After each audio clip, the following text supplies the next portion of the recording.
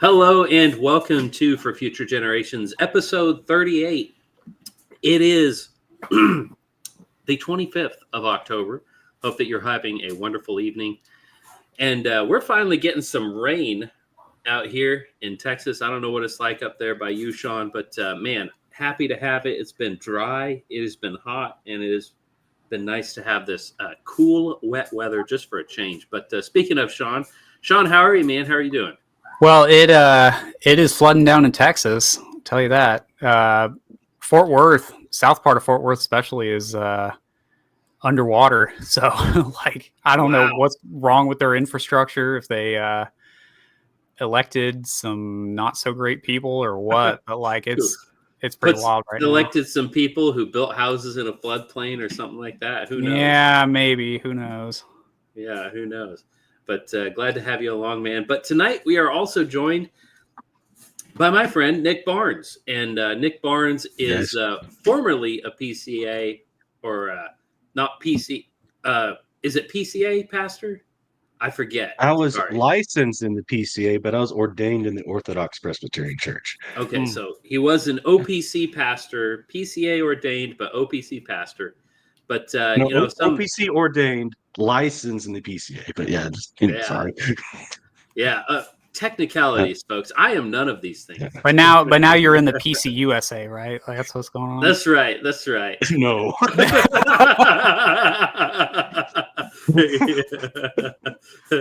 He's getting in touch with his feminine side. Yeah, there you go. Why not? No, heaven forfend. No, but so Nick, for those of you who don't know, he went through and is still going through quite a difficult challenge. And tonight we want to really focus on, the church's role in this, the way that the church behaved. But Nick, before you get into the details of it, do you want to give people kind of a brief introduction of who you are and where you came from? And, who is Nick Barnes? Okay. Grew up in Houston, Texas, that area. Grew up mostly Roman Catholic, kind of nominal. I heard the gospel for the first time, at least that I remember, was about 18 years old. Was convinced of the sufficiency of Christ's atonement, his shedding of blood for my salvation, by faith and not by works. And I prayed, and soon after I became a Christian. Threw myself into reading the Bible, was heavily influenced by R.C. Sproul. I still miss him. Really delved it.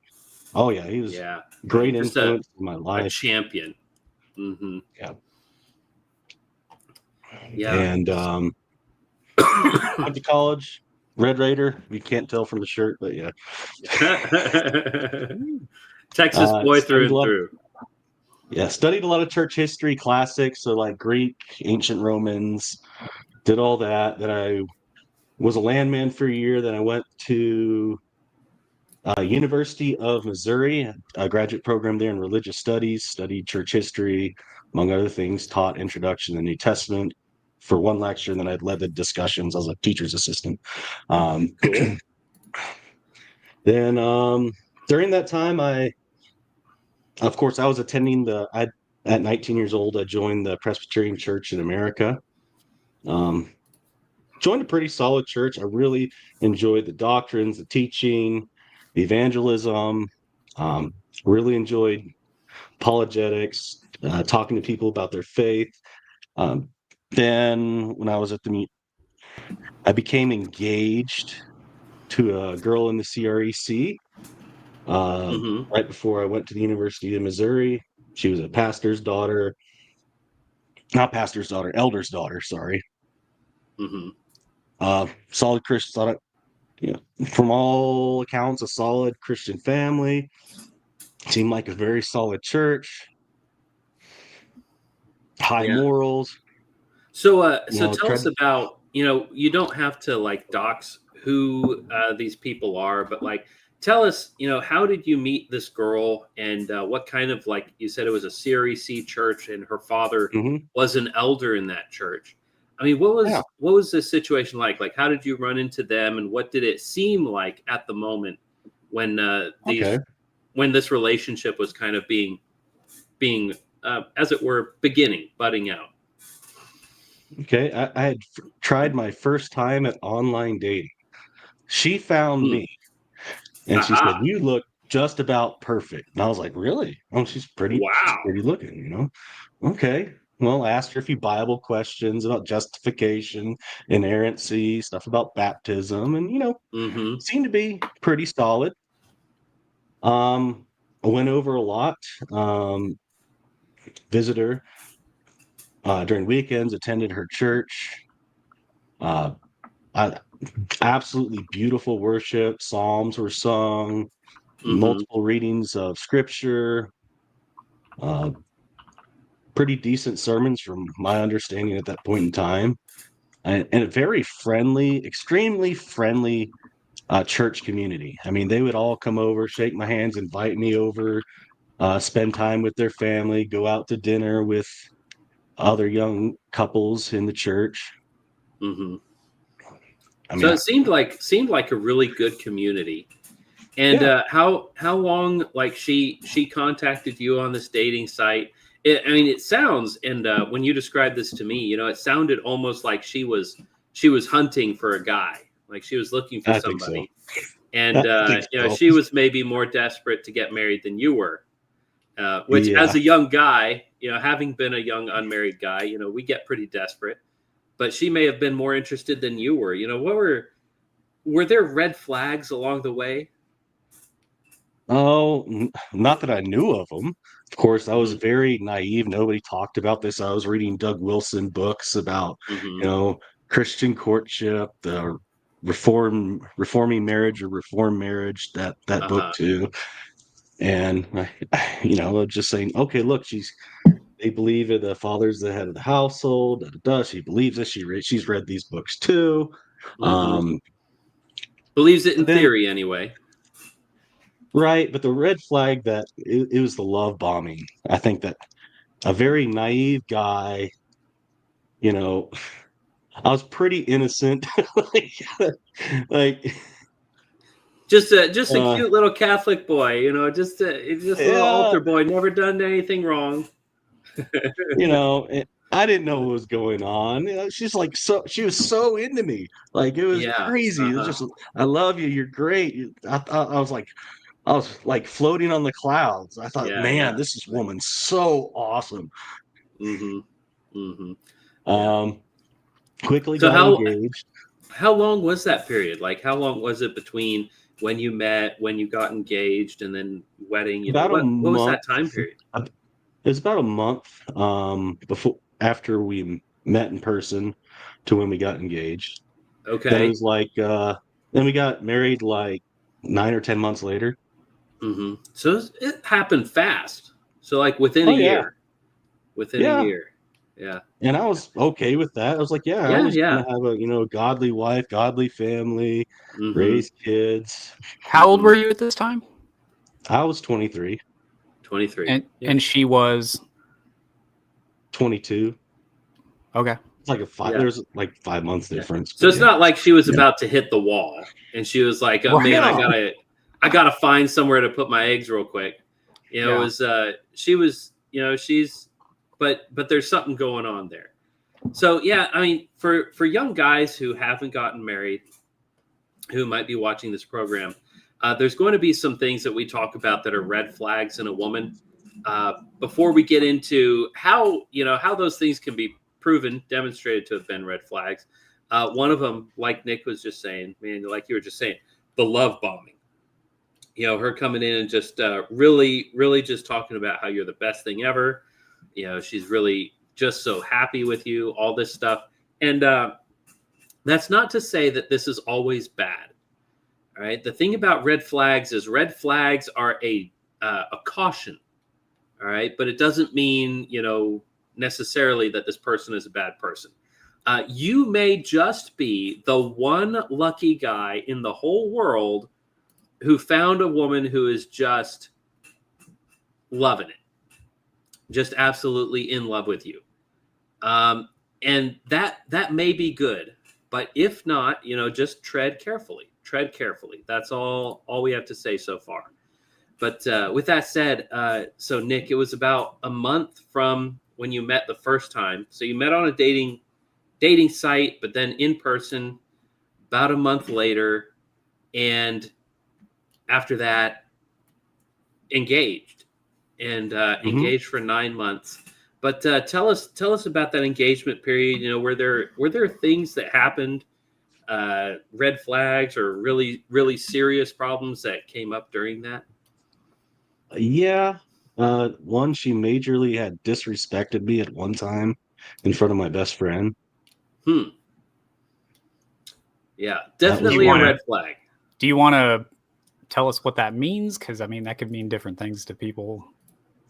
I just we were visiting. I brought her to my hometown, was getting her to meet all my family and meet my best friends and their family. And it seemed to be going great, but then she just, I don't remember what it was, but it really ticked me off. And I probably should have dumped her at that point, but I didn't. She apologized because she probably knew I was about to dump her. Yeah. And then there was the whole throwing the phone fits. Like she wouldn't get her way. She started early on, like breaking her phone, throwing it across the room. Wow. Yeah. Yeah. So anger issues. You know. Yeah.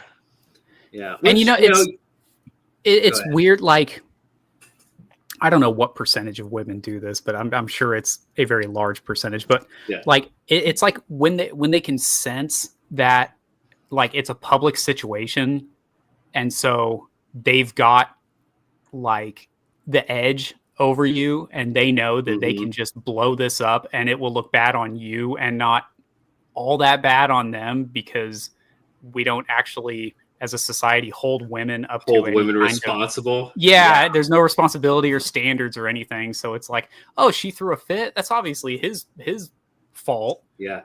Yeah. It's like, man, he must really be a bad dude if she's this mad.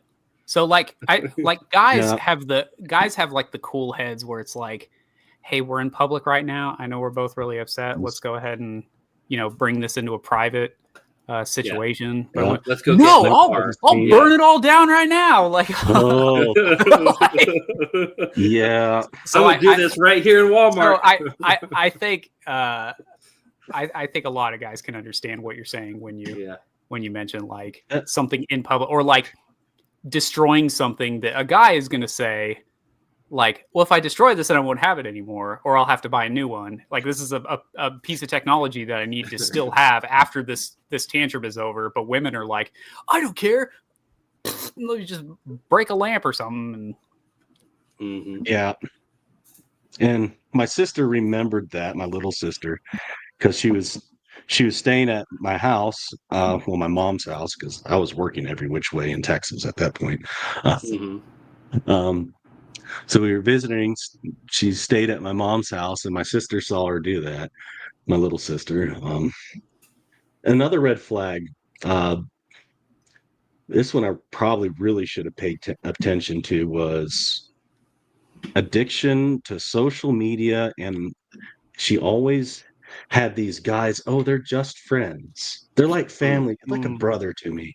And going out to college parties with, well, I had promised him I'd go with him and his friends, but nothing's happening. Okay.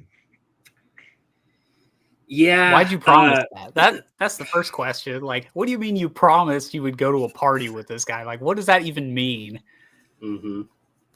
It's just, that's crazy. Yeah. If your significant other, if the girl that you're interested in has guys on the periphery that are not like her first cousin or her blood brother, like her full brother, be very cautious, be very wary, look into that, because women don't just have guy friends, right? That's not a thing that happens naturally in the world, right? Guys think with their head, the other one, and they're looking for girls to get married to, or to do married things too, if they're not going to actually get married to them. So if a guy is a friend with a girl, and it's just like, not my, there are lots of women that are my wife's friend or my friend's wife, right? But my friends are guys, right? And my wife's the same way, all right? She has female friends, I have male friends. If my wife was texting a guy and been like, oh no, he's just a friend, that would be a huge red flag. And if it's a red flag during marriage, it should also be a red flag before marriage, because the only purpose of that relationship is the guy either wants to marry her or treat her like he's married to her. So Nick, where did this this social media and the guys on the periphery, did that go anywhere? What was the situation? Oh, it did. I did the right thing and said, look, I don't tolerate guy friends. Like, I don't do that. Yeah, put your foot down. Good. I did do that eventually, but after we got married, I found the sexting while we were engaged, and so I called her pastor. And what? he's So like, you just need to.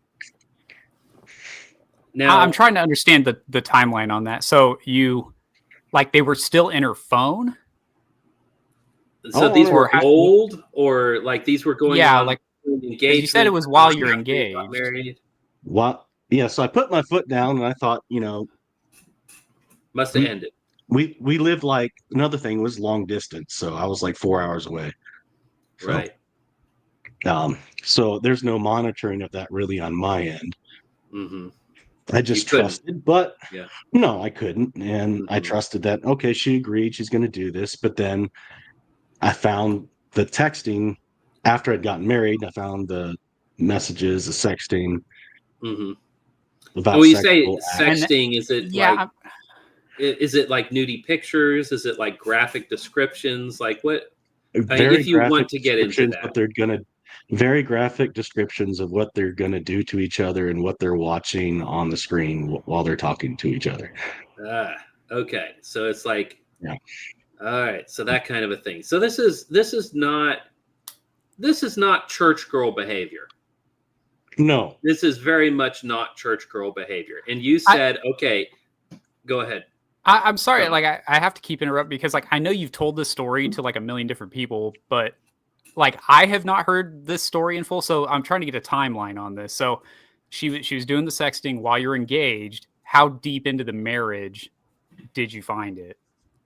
Was this like first home from the honeymoon? Months, yeah. No, it's like a few months in. Like okay, so within a year of the sexting, you then found it. Yeah. So it was within 6 months. Yeah. Okay. Mm-hmm. Yeah. So this is, evidence of unfaithfulness, at least of a remote nature, but to the fullest extent that it could be of a remote nature. So this is very, very serious, very extreme. Like I said before, not church girl behavior, not Christian behavior. You immediately contacted her pastor. Now, where were y'all living? I was doing a graduate program, and I was going to the graduate program, University of Missouri. Mm-hmm. So this pastor that you contacted, was it like the pastor of her former church or the pastor of the church where y'all were going now? Like what? Who was this authority figure? Her member. He was a CREC pastor. It was at her home church. Mm-hmm. And was she? I was contemplating moving kind of back and under his umbrella to go to seminary and. Right. Okay. So it's like this is not somebody who's in immediate proximity, but he's somebody who's a familiar figure and who's had authority in the past. But you reach out to him. Yeah. He's okay. The pastor of your wedding. So what was his response? Like what was the upshot of that? Well, he said you needed to confront her. So I called her, said you need to come home immediately. We have to discuss this thing. And I didn't tell her what it was, but then I showed her, opened up her computer, and I was like, what is this? Yeah. Yeah. Okay. And where did it go from there? Like you're living in Missouri, are you at a church in Missouri at this time? Yeah, I was going to a PCA church there in Missouri. Okay. And did the pastor of that church have anything to do? Like, did you bring him in? Was he I aware? never told Was it? them. I Yeah. never told them. Like Yeah. Well, I mean, it's an I embarrassing I thing. tried to provide I tried to provide a covering. She Yeah. apologized, and I Uh-huh. said I forgave her, but she said, this was the thing she said, but I never really did anything. I was just messing with their minds. Hmm. Hmm. Yeah. Just playing with his head. Yeah. It's bull crap. Yeah. Yeah. Uh-huh. Yeah. But I So. was naive. I wanted it all to Mhm. work out. I thought, I Yeah. wanted to have a good, godly family, and Yeah. it couldn't And just it's end hard like that. too. I mean, you've really, I mean, you've invested your life at this point. You don't want to undo all that work that you've done to establish this. So, where did you go from there? Like, did you move back to the CREC church or? Oh, Mhm. we moved to. I left my graduate program at the end of the year because it was conflicting with my Christian beliefs. They wanted me to submit to the state and all that, and I'm like, Mhm. yeah, I'm not Mhm. denying my faith. I'm just going to seminary. I always wanted to go anyways. Mhm. Yeah. uh, so I went to And seminary, this Reformed would have been Theological during Seminary. when you say submitting to the state. Is this COVID stuff? Is that what's No, going on no, at this time or? no, it's religious studies. So they wanted me to submit to their secular atheistical viewpoint on things, and Oh I goodness. said, Mhm. I'm like, I'm not doing that. Hmm. Yeah. Yeah. Seminaries are not what they once were. And No. No, this was Mizzou. This was Mizzou. oh, this This was is Mizzou Mizzou. Oh, Public okay. School. Okay. Yeah. Yeah, yeah. So you're pursuing this graduate program and they're just absolute lost, blind leading the blind. You're like, okay, I'm going to get out of this. I'm going to pursue ministry. And where do you go Right. from there? Reformed Theological Seminary, Jackson, Mississippi. Okay. And so at And I this point, this whole situation with your wife, it's like she's been confronted. She has made overtures of repentance. An elder who is not present has been informed, and he's kind of uh, coaching, but not necessarily like on hands on deck managing, but kind of no, coaching no, y'all through trying to bring the things back together. no, and I never really made that overture myself. So Yeah. I thought, hey, I Hmm. forgave her. She's repentant. Let's move Hmm. on. Hmm. Like, I believed Yeah. her side of the story that she never really did anything, just messing with their minds. Hmm. Hmm. Big mistake. Yeah, yeah. um, And so this is another piece of advice for guys.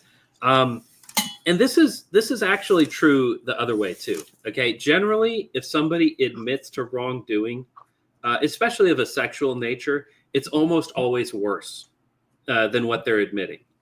And part of that is just because in our society right now, it is so easy to do so much wrong, um, and it's shameful to the point where you don't want to admit. Like if you get caught doing something, this is true of kids too. I mean, my kids, if I catch them and they're eating something they weren't supposed to, they'll admit to whatever I caught them doing, but they're not going to volunteer the information of just how bad it got. Right. So keep that in mind, young guys. If you're courting a woman and there are these red flags, keep in mind it almost always is worse than it looks. But so this situation to you, Nick, at this point you're feeling like situation resolved, catastrophe averted. She did some bad stuff, but I've forgiven her. She's repented. We're all good. Would you say that's yeah, a fair assessment of kind of how you felt about it? that's how I felt about it. Doesn't mean it was right. Yeah, yeah, Yeah. yeah. So I Mistakes were made. at this point in the story, when I had first kind of heard anything about what you went through, it was through the Pearl, whatever her name Mhm. is. Just Yeah. pearly things. And, Yeah. yeah. And I was listening to it and I'm like, I don't know. Like, it doesn't sound like there's that many red flags, but already in what you're saying on this show, I'm like, dude, what were you thinking? Like, you know what I mean? Like, because so I think all that to say, a lot of the times guys will hear stories like this and they'll get advice and it will sound like, oh man, I there weren't any signs or but this seems like a came out pretty of the blue, just hit me. Yeah, I mean, those are the signs, man. Yeah, Yeah. I mean, this feels like running into a stop sign. Like you're gonna feel the sign, and so I guess what I'm saying is, like, if you're a married Christian guy listening to this, don't just like go thinking that your wife is suspect tonight. Like, don't just be like, what do you know? Like, what have you done? Who did you know in college? Yeah. I mean, but there are certainly things to be cautious about. But this is a pastor's daughter, right? So elder's daughter. Or I know in the Presbyterian structure there's a distinction there. Yeah. So sometimes you can be an elder, like a ruling elder versus a teaching elder. Yeah. Those are different things. Yeah. But at the same time, the qualifications for an elder remain the same for both. So she's supposed to be the child of a leader of the church. And already we're having some serious issues. Now, and I know it's difficult and I don't want to pry too much. And I'm not trying to just like sandbag you, be like, Nick, you're an idiot. Why didn't you do this? Why didn't you do that? Like, come on, dude. Didn't know. I mean, everybody didn't know. Yeah, everybody needs to know. First off, young guy without a huge support structure. Okay, new convert, young Christian, young man, and but like, did you contact her parents? Did you talk to her dad, who was an elder, or was it just like that one guy? Try to keep it under wraps. It's resolved. It's just good. That one. Yeah, that one guy. I never wanted that laundry to be blasted. Exactly. It's like, I mean, you don't exactly want everybody to know. It's like, hey, by the way, my wife, just so you know, right? Nobody wants that. Nobody wants that. Yeah. No. So anyway, you've left Mizzou. You've gone now to, you said it was Mississippi, right? Jackson, Mississippi. Going to this seminary, and things seem to have been resolved. But how did, to kind of leave the subject of your wife for a bit, how did the seminary experience, how did that go along? Were you did you find that to be extremely helpful? And what was that? What is it, a 2-year program? Or it was a 3-year, but it took me 4 years with the internship. But I really enjoyed seminary. It was very intellectually invigorating. It challenged me personally on my faith, on many issues. And it was a very transformative time where I took my faith seriously, my holiness seriously before God, revealed to me many of my shortcomings, and I praise God for it. It was a little more difficult because I started having a bunch of kids and I had to work like 2 or 3 different jobs and do full time, but I wouldn't recommend doing that. But I did it. Yeah. I mean, I know, really enjoyed seminary. Yeah. My dad, when he was going through medical school, similar thing. He was working several jobs. He was working as a floor manager at a CarQuest, and getting himself through medical school, and just wore himself ragged. But at the same time, he's got tons of stories from the time. He loved it, but it was hard. It was hard, but turned him into the man he is today, and shaped you, I'm sure, as well, in a very positive fashion. So where did you go after you graduated from this program? I was interning. Well, final year, I did my internship at the CREC church. That was under the pastor that married us. He was like 2 hours away. And then I had a falling out over Federal Vision, and I went back into the PCA and redid an internship and got licensed in Presbyterian Church in America. Right. And did that for several years. Yeah. So now we all come from different denominations. I'm a 1689 Baptist. Sean, you're a LCMS Lutheran, right? And you moved from the CREC to the PCA over a difference in perspective on federal vision. But Right. when that happened, was that like very chaotic for your family, or like what were the effects at Well, home of that move? well, it was very chaotic for my family because, um, again, her dad was an elder in the church. I was the intern. Mm-hmm. And I was saying, no, what he's doing is actually wrong. And I'm Mm-hmm. not going to submit to this anymore. And maybe she didn't like that because she was also losing her dad, which was used as a Mm-hmm. hammer over. uh, Yeah, yeah, that um, can be the case. Guys, this is another piece of advice for young guys. If you are freshly married, if you're able to cut the cut the apron strings, do it uh, on yourself, on your wife. I know this happened to someone very close to me. Got married very young, in his 20s. His wife in her late teens. Very young couple, and but living close to both in-laws, and a lot of input, which is helpful from in-laws being like, you should do this, you should do that. But the problem is sometimes a little bit of distance can be helpful to cut those apron strings and to kind of help you establish yeah. yourself as your own household. So this person went up to Fort Worth, got a job there, several hours away from their community where they were growing, landed in a good church, but it helped establish them as their own thing. So seek that independence if you can. But for you, you're saying, Nick, she's the elder's daughter. She's got The this only social daughter. Yeah. cachet. Yeah, got this social cachet, and cutting that. What were the effects of her her her attitude towards you because of that? Well, she initially followed me, but there was this resentment, and she didn't like that her children were no longer our children. Were no longer taking communion Mm-hmm. because CREC, Community Reformed Evangelical Churches, a lot of them practiced paedo communion, which is like infant or very early childhood partaking of the Lord's Supper. Mm-hmm. Mm-hmm. So that was a blow to her, and I was glad to be done with it.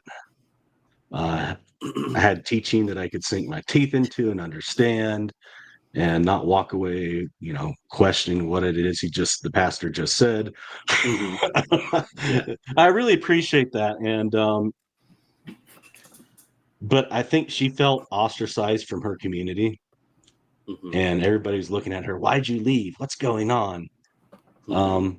But and that isolation, I think, from the hurt in her family was also there. But I was glad to be distanced from, her father telling me that she doesn't have to submit to me, and that submission doesn't mean what I think it means, and the Yeah. whole thin complementarianism, submitting to one another, and you only are able to say anything if it's absolute tiebreaker. Mm-hmm.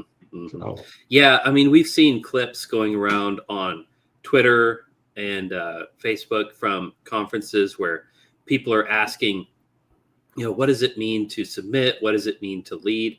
And the takeaway of a lot of these people is, servant leadership means you lead by serving, as opposed to the proper view, which is you serve by leading.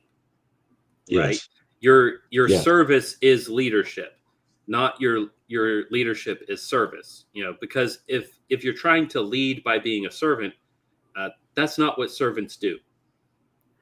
Yeah, I Right.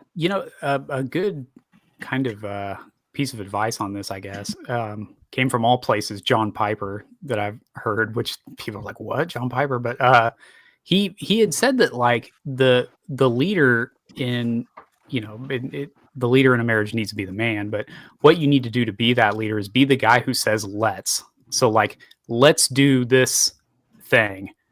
Like, don't just like Mhm. sit back in your armchair and be like, oh yeah, I'm leading, but you're not actually like coming up with any Yeah. ideas. You're just like, I'm Uh-huh. the leader. Like, I guess just telling yourself you're the leader over and over again instead of like, hey, we need to go do this thing. Mhm.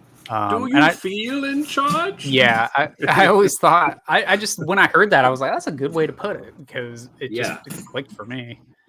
There's a lot of guys Didn't work that, for me. well, it doesn't. Yeah. Yeah. Well, and I yeah. think that the Oh, believe problem, me, I tried it. yeah, that, I mean, you have to, unfortunately, in our society, you have to have a wife who is willing to be. I mean, you can't make a woman in today's society submit. I mean, the real headship comes from the state in Yeah. Yeah. today's America. Yeah. And Like a lot of people have pointed out, women have divorced their husbands and married the state. And, or in some cases, divorced their husband and married their elder. We were talking last week with Ethan about Euriso Burrito, who was talking about, if you're, as soon as you enter the doors of this church, he's the head of your wife.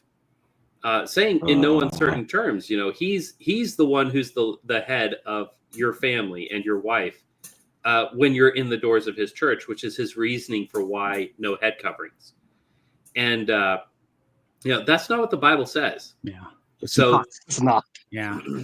Say No, your wife doesn't need a head covering. I am your wife's head covering. The The Wow. CRAC is filled Yeah. with so many weird things. Like when you were talking about the leaving because of pedo communion. Like, you're not the only Presbyterian who has done that, but ostensibly this is a reformed denomination. But when anyone, like even guys that aren't like extremely conservative, like guys, oh boy, who was the guy that wrote the "It's Good to Be a Man"? Michael Foster. Michael Foster, yeah. yeah. Like Michael Yeah. Foster even left because of that, Yeah. because of that Mhm. exact issue, and he was Well, like, specifically, he joined the CREC, his church there, but with the understanding of we don't do pedo communion as a church. right, And then they changed the rules for CREC churches and said, okay, you as a church might not do it, but if a visiting family in good standing with another church does pedo communion, you cannot refuse. yeah. And he said, well, no, we don't do that here. This is my church. And so they left. Well, And, he basically was like, sorry, I'm a Presbyterian. I submit to the Westminster standards, and those are Mhm. against this practice that you're doing. So I'm going to go be a Presbyterian in a Presbyterian denomination and not your little. Well, I guess the reason I brought that up was it seems like the CRAC likes to play footsie with whatever the line is with heterodoxy. Like, I'm not touching it, but I'm, or it's like, you know what I mean? Like, I'm not touching Yeah. you. I'm not not touching you. touching you. Yeah. I'm not And, touching you. like, Yeah. they try to play that with so many things. It's like, and it's defined them, these weird, Mhm. like how close you can get to the boundaries. Mhm. That's like the whole definition of their denomination. I think some of it Island too, of though. Reform Misfit Toys. Yeah. And I think some of it too could just be, teething problems. They're a young denomination, and this is me being as positive I can to it. With, I saw this locally in my life. Anytime there'd be a new church in town, all of the troublemakers in town, because the town I live in is not a large town. We kind of all know each other. You know who the troublemakers are, the church hoppers who go from church to church, and they get there and they love the church. Everything's great. And then a year and a half, 2 years in, they're just really fed up with this, that, or the other, color of the carpet or the way that the pastor's wife holds her mouth, whatever it is. And then they go to the next church. Well, anytime there's like a church plant or a new church, all of the church hoppers, the troublemakers, show up there. And so this new church really has to struggle for a while until these people kind of make their way out. And they must put their foot down and not let that be a definitive aspect of their church. And as somebody on the outside, I'm not even a Presbyterian, much less a CREC man. But as somebody from the outside, what I'm seeing in the CREC is they get a lot of pastors who want to leave their denominations, kind of this church hopping, liberal, libertarian ideal of, I'm going to do it my way. Join the CREC, turn into little tyrants, and the CREC doesn't yet have a good way of kind of moderating that bad behavior. And maybe they'll, hopefully they'll straighten that out and actually be a successful denomination, because I'd love to see the CREC succeed. I want to see strong, healthy churches. But right now, that's certainly not what they're doing. But Nick, you were saying, you left the CREC and your wife's attitude did not improve. Where did you go from the CREC? You went to the PCA or the... Yeah, it was just... I went to the PCA. That was like 40 minutes down the road. Because the CREC that I was at, what used to be the PCA, but then they left to join the CREC, right, in like 2008. But yeah, and I really appreciated, gospel being clearly preached. I really enjoyed the Presbytery of Mississippi Valley up until the end, before I went to the OPC. Yeah, I redid my internship, got licensed. Problems cropped up in the marriage again. I don't know if you want me to talk about that here or later. Or... Yeah. So when you were in this internship, like how was your marriage going? Like it wasn't all sunshine and roses, but what were some of the issues that were going on? Dead bedroom. Dead bedroom, lack of submissiveness, and during seminary she had started beating me. So that continued, and nobody ever knew up until like a few months before, like I got thrown in jail. So without that's another spoiler, folks. We're going there. Foreshadowing. So this girl who would throw her phone when you were engaged, once you're married, she's physically abusive to you.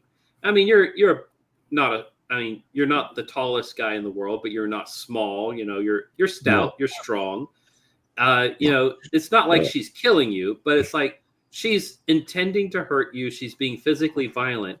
And this whole time, every man knows in the United States of America, if your wife is being physically violent, if she's beating you, you don't really have any recourse, right? If you physically fight back, you're going to jail. Right. So when this was going on, were you just kind of sucking it up? Were you talking to people about it? Like, I didn't talk to anybody about getting beaten, but and it was not just that. She was threatening to unalive herself, and I had to take knives away from her wrist and an unaliving weapon away from her head. Right. But during this time, the pastor, in front of the children too, right? I mean, that was later. Okay. At this point, have y'all had children or? Yeah, they had 3, and I think the 4th was soon to be born. So we had 3 kids, 2 girls and a boy, and she had lied to me again. We're moving to a different house. She had broken the contract. I told her to read the contract. She wanted to watch over all the finances. I was like, sure, you can do that. Big mistake, guys. Yeah. Okay. If your wife is trying to cut you, if your wife is trying to cut you out of the money, that is a sign, right? Yeah. And I blew my fuse. Like, I had enough. She kept refusing me. And so I said in front of her parents, why won't you F me? Right. Like, which not necessarily the wisest thing to do, but it's born out of a sincere frustration. Right. Yeah, right? I was wrong for saying that. I admitted it right away. Like the pastor calls, like, yeah, I know. I shouldn't have said that. Yeah. Like, I was like, yeah, I know. And then he's like, he a couple times came over. I think one was she got mad because Astros were playing in the World Series, and I was like, no, like I want to watch the Astros play in the World Series. I never watch anything on TV, but the kids want to watch this, and I'm like, no. So this And was then 2017 or 2022? 17. So 17. 17. So we're progressing. You know, I was in midst of my Sean internship. immediately knew when the Astros were in the World Series. Well, yeah, I wanted to know which one it Yeah. was. Yeah. Like, I know. because Yeah. that hardly Thank ever God. happens. Yeah. Right. That's why I wanted to watch it. Yeah, I was like, no. yeah. At that point, they had never won one, so it was a huge Yeah. thing. I know. They just had that flood in Houston, like right before it. Yeah. And And that's something. God forbid a man have hobbies, you know. So, like, you're pointing that out. Like, I'm not an Astros fan, but like, I knew that, right? Like, as a baseball fan, like, I was like aware that was happening.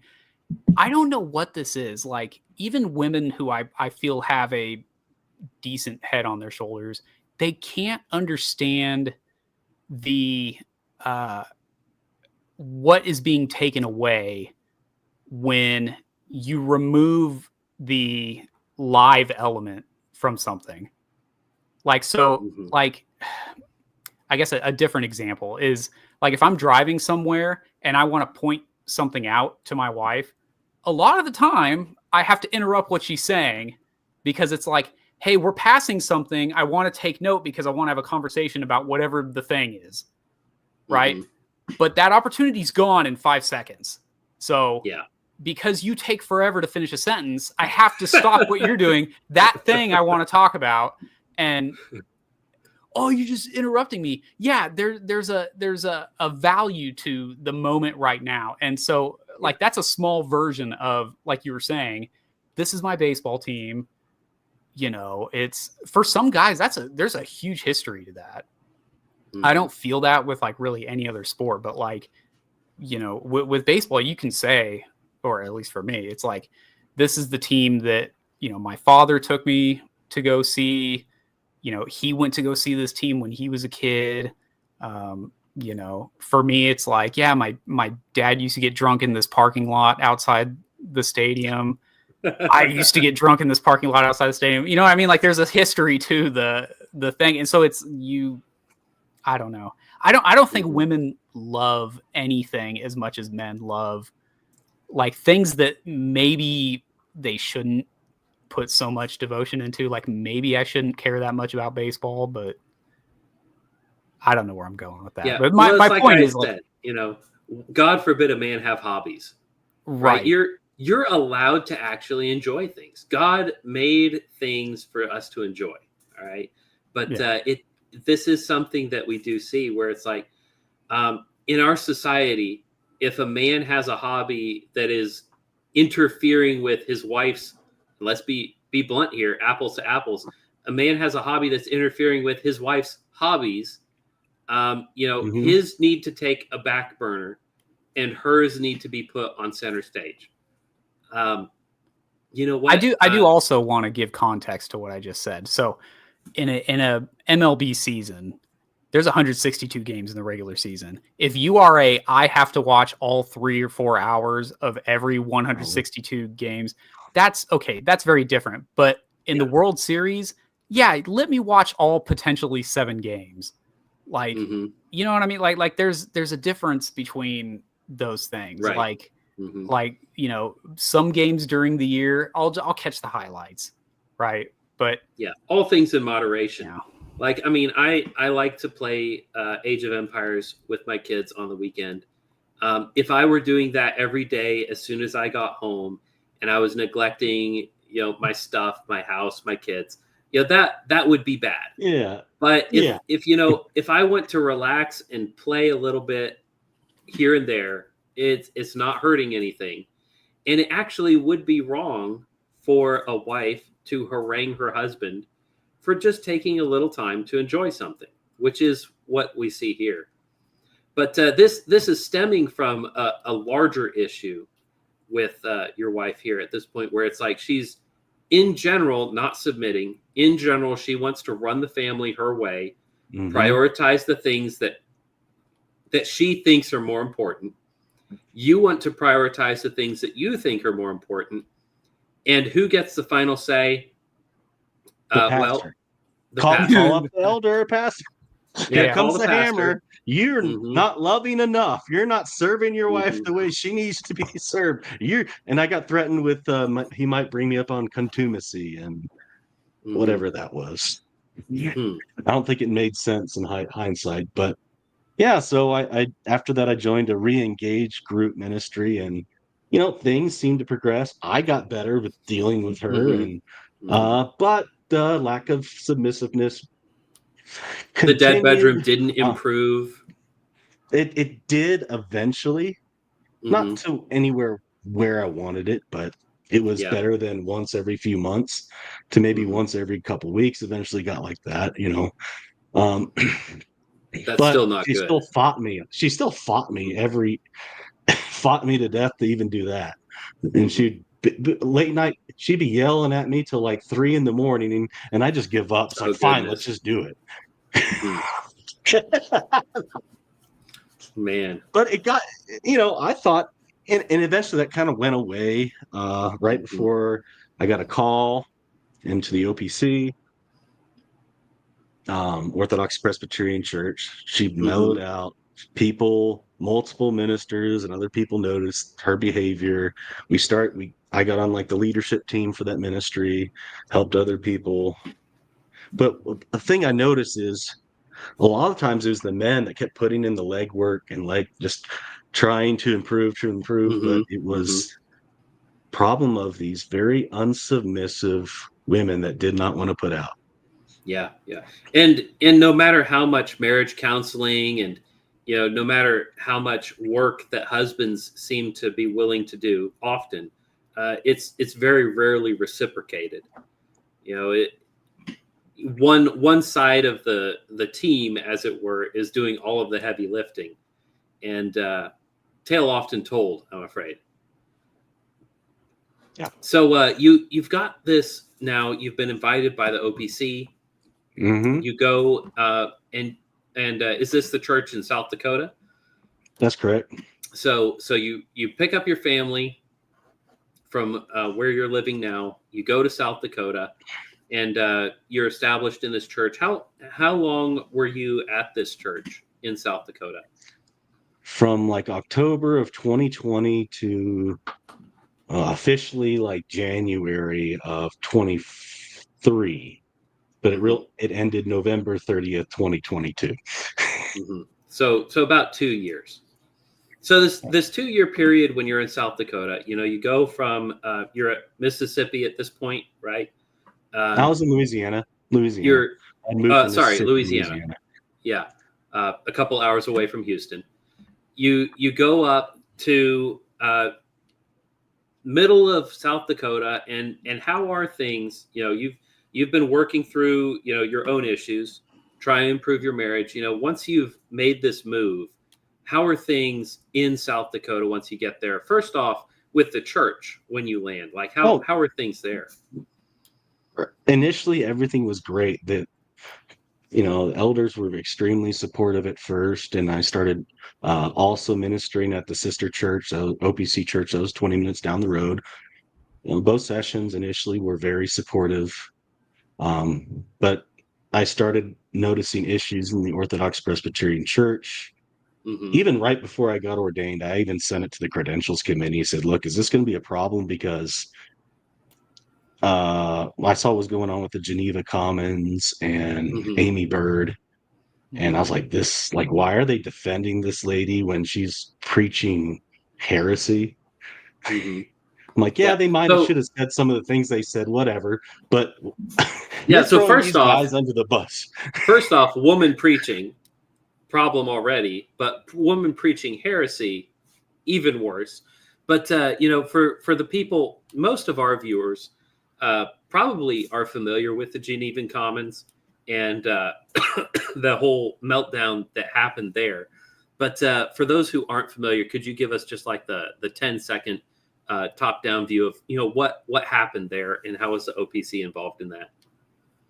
Okay, so Geneva Commons was men basically talking about theology, especially patriarchy. So they're Hmm. men talking about the feminist infiltration of the church, Hmm. specifically the Reformed Church. Hmm. And the Orthodox Presbyterian Church was one of them. And Right. so these men like Michael Spangler and others were writing articles, I think rightly criticizing and showing the people that were involved. And then they got doxxed Hmm. and thrown under the bus, probably charged with things that they didn't really do. They were supposedly mean for calling her a wolf or a Jezebel, which she is. Um, Yeah. uh, I mean, you could you use know, stronger language than that, and it would still be true. But correct. so Amy Bird, for those of you who don't know, uh, is a woman who, ostensibly not a pastor, but starting to take on more and more pastoral roles, act like a pastor, preaching at conferences, to the point where she's even preaching in pulpits on Sunday mornings. And these ostensibly reformed conservative evangelicals are looking the other way, or even giving tacit agreement to her actions, saying, oh, she's not a pastor, she's just a really good public speaker. These things, she's okay, she's not leading worship, she's just getting up and saying a few things. And people, conservatives, good Christian men, pastors, many of them, coming out openly saying, look, this is not allowed. Here's why this isn't good in scripture. And the OPC specifically, certain members of the OPC came out full guns blazing in support of her, because how dare you say these things about her? You're such a bad person. And as you pointed out, Nick, people getting doxxed, people getting kicked out of their churches, if not excommunicated, um, unofficially uninvited to their churches. And what was your role in this? Were you like leading the charge? Were you going on Fox News, or were you just tweeting No, once in a while? I was tweeting and had videos that they were passing around in their secret groups. Because I was Hmm. saying, is it really wrong to call her, a wolf if she's a wolf, or a Jezebel if she's Jezebel? Because this is what Hmm. she's teaching. Like, yeah, maybe they shouldn't say bad things about her looks, but you know, why then are you have all this public support for her and what happened to her, and say nothing about the work she's published and what she's done and what Hmm. she's teaching? And I had videos criticizing her books. Why can't we be friends or something? Um, Hmm. I had videos on that, videos responding to Amy Bird. She had officers of the church. They started to target me, come after me. Then I made the infamous tweet in a joking fashion. So historical context. Look, I compiled like a 500-page work on the Westminster Assembly and reformers on their views of men and women. And I was like, and I had the conclusions like, what's going on now is exactly what the Anabaptists did, the Antinomians did, what the Quakers did, and it's condemned by our standards, it's condemned by Assembly, and all these points, a lot of complementarians, and a lot of the modern reform world would actually have been anathematized, called an abomination by their forefathers. Hmm. Um, so So so yeah, here's that's here's the the tweet. tweet in question.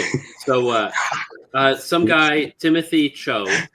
Now, Yeah, do we know who Timothy Cho is? Like, is he a pastor or a he leader was in in the this PC. denomination? He was in the PCA. I don't know what his capacity was.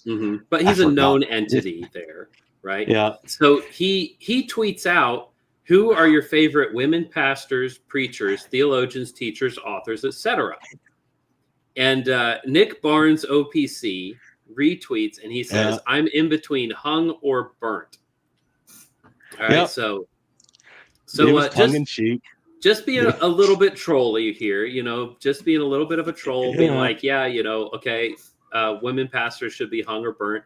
Is that the nicest thing to say? No, but is absolutely it not. is it untrue though? What historically would Right. churches do with female pastors who are setting themselves up as leaders in the church? Well, And at the the during go the ahead. Reformation and post-Reformation, even up until and during or right after the Westminster Assembly, These are particularly the Anabaptists, then the Antinomians, and later the Quakers. They kind of came consolidized right after like the larger confession came out. So like the 1650s. But what they did was they usually said, no, you're not going to do this. They kicked him out of the church.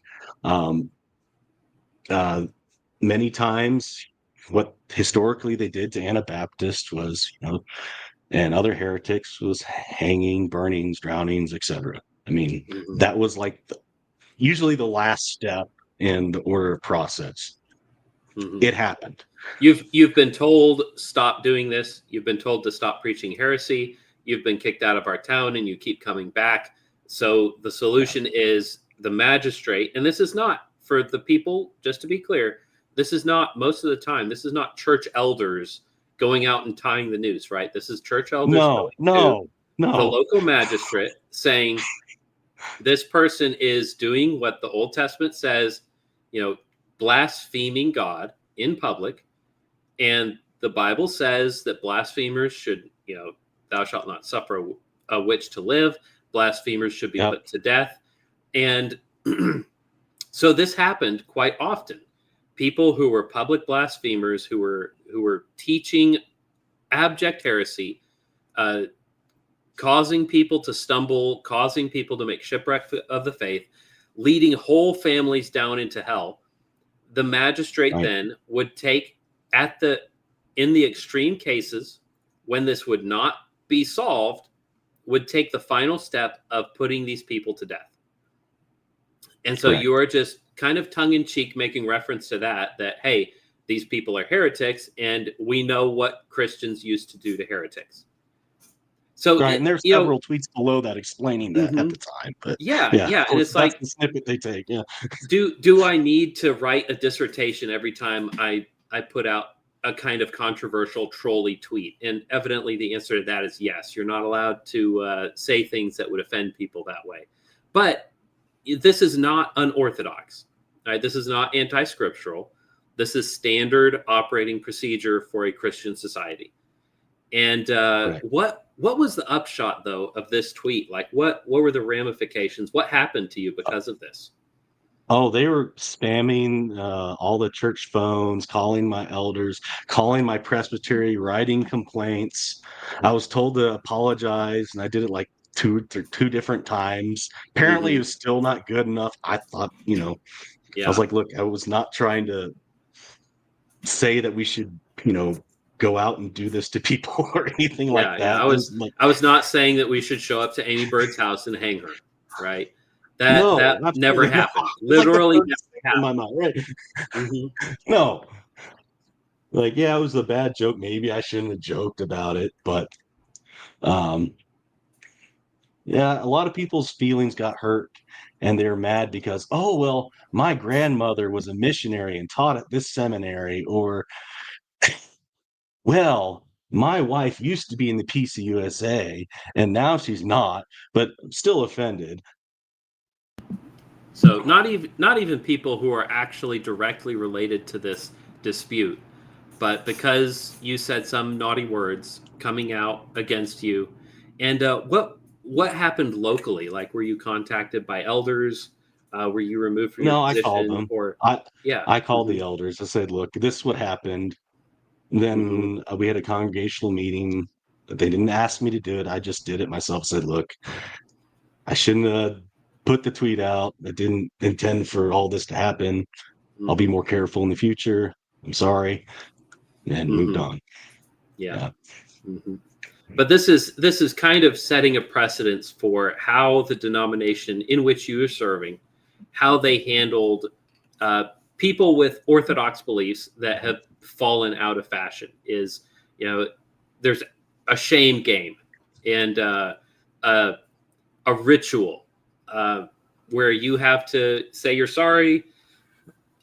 You have to repent of what you've said. You have to do the public self-flogging.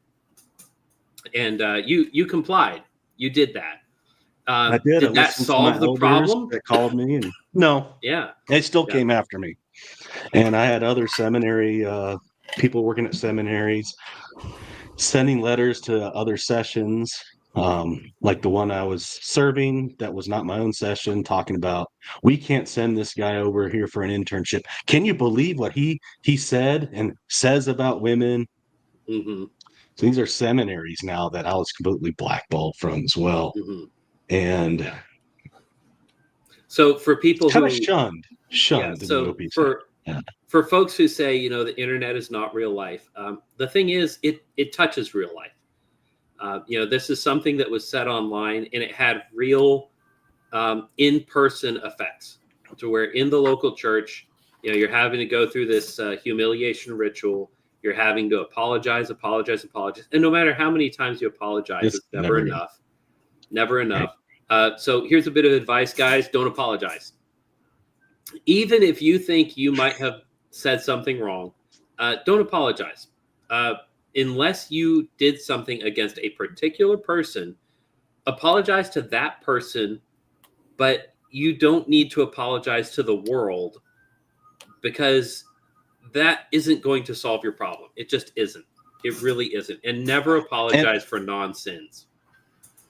And it also ruins your dominant masculine frame that a man should have. Mm-hmm. Not saying he's domineering, but he's supposed to be a leader. He's a leader, right? And so Mm-hmm. I think after that, my ex-wife really just kind of lost all interest in me. Yeah. And when you say ex-wife, she's not your ex-wife at this point. Still married. No. And right. Maybe this is a good time to kind of talk about, at this point, the effect that it had on your marriage. How were things before the Geneva Common explosion? You were at this place, but it was, not a great situation, but it had improved somewhat. At this point, and I thought it was great. Mm-hmm. I honestly thought it was great at that point from my experience. From my limited experience, I was like, hey, we're doing great, Mm-hmm. It's been so much worse than this, so this must be good. Mm-hmm. Exactly. Yeah. Mm-hmm. Maybe it was some lying to my self-deception on my part. Who knows? Mm-hmm. Do you see that as like a opportunity that was taken advantage of, like once the Geneva Commons thing blew up, or however it was you're associated with that? Like, do you think that she saw that and was like, oh, this is my chance, I'm going to make this a public spectacle? I think eventually, especially as I grew closer with Michael Spangler, she used him as a scapegoat for, oh, he's this extremist guy, she has to get away from me. Michael was not extremist. He was challenging me on, Westminsterian topics, and so I was convinced some of the time I wasn't. But he was very supportive, very kind, humble man, but very zealous for his faith. And he's one of the few people that continued to support me when I went through absolute hell. But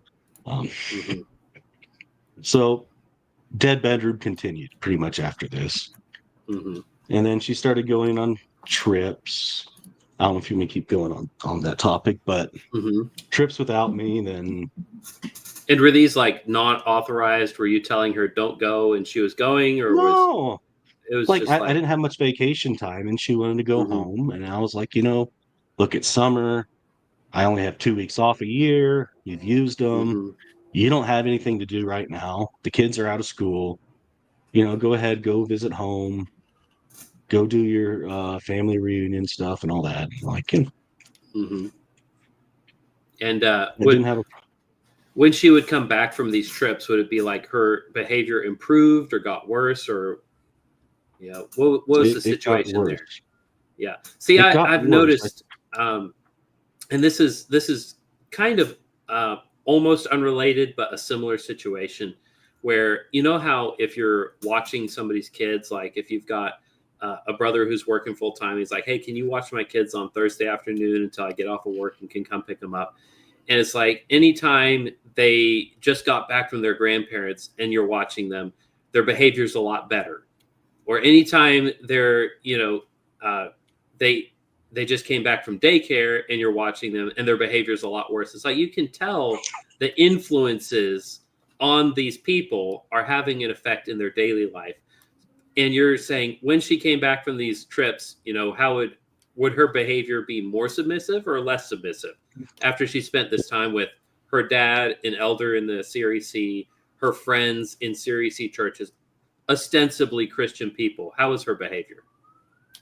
Worse. And started calling me really early, like 7 o'clock instead of right before bedtime. And it's another red flag, guys. Free changing that up. Mm-hmm. And also during that time, I'd encouraged her to get, make friends with a lot of the pastors' wives. I wanted her to have, I wanted her to have a godly set of friends. Right. Mm-hmm. But what that ended up being is my husband's a bad man. Oh, I'm so sorry you have to go through this. He's XYZ, you name it, abusive. You need to leave him. Mm-hmm. And she'd go to Bible study to visit these pastors' wives. One was one of my best friends in the RCUS. Just go on weekend trips. And I had no idea. Well, I figured out towards the end that this was going on, but I had no idea to the extent of it and all that was being said. Mm-hmm. But it was very bad. Yeah. So dead bedroom, all this going on. Inheritance came in. What was the and inheritance thing? Because I know a little bit about it because of the Pearl thing, but So my grandmother had passed away, and I had an inheritance come in of like late May, early June of 2022. Mm-hmm. And I found out the day after I got out of jail. I checked all my accounts and saw the initial deposit was off, put the check in her name, put it somewhere else. Funds disappeared. Couple transfers in and out of banks to who knows where over months of time, up until like October of the month before I got thrown in jail. So, I mean, early in your marriage, she had kind of taken the reins of the finances. And what you're saying is, when things kind of fell apart after the fact, you went back and audited.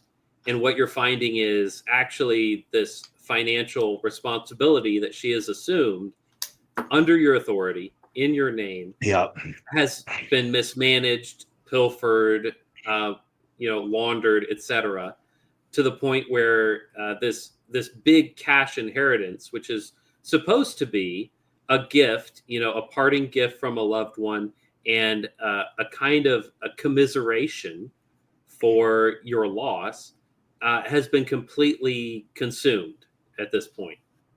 Not completely, but a significant portion was taken. And then I transferred the rest out to a separate account that was in my name. It was supposed to be in my name in the first place, but I didn't know. I trusted her. Everybody's like, you need to trust your wife, blah, blah, blah. Found out also that during that summer, there were collections out on her name. I found credit cards I didn't know about, et cetera. So lots of financial misappropriations going on. But you keep referencing you went in jail. Tell us about the final blow up. This dead bedroom has been an issue, and your relationship with your wife has not been great. But what happened on the day when these things finally came to a head? Or maybe we should reference before that. Her behavior. How she's been acting with her communication, specifically the way she's been treating her cell phone, and then go from that into the final blow up.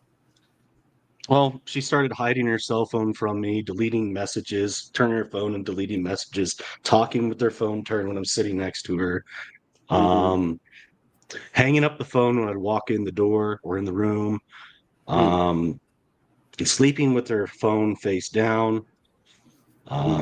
During this time, the presbytery noticed that something was wrong. They wanted to force me to go to this Christian counselor, and said I elected to go with the Christian counselor that was a pastor in my presbytery. He addressed a lot of things. I thought it went really well. I said I want her to stop beating me, and so she confessed to that pastor in the presbytery. And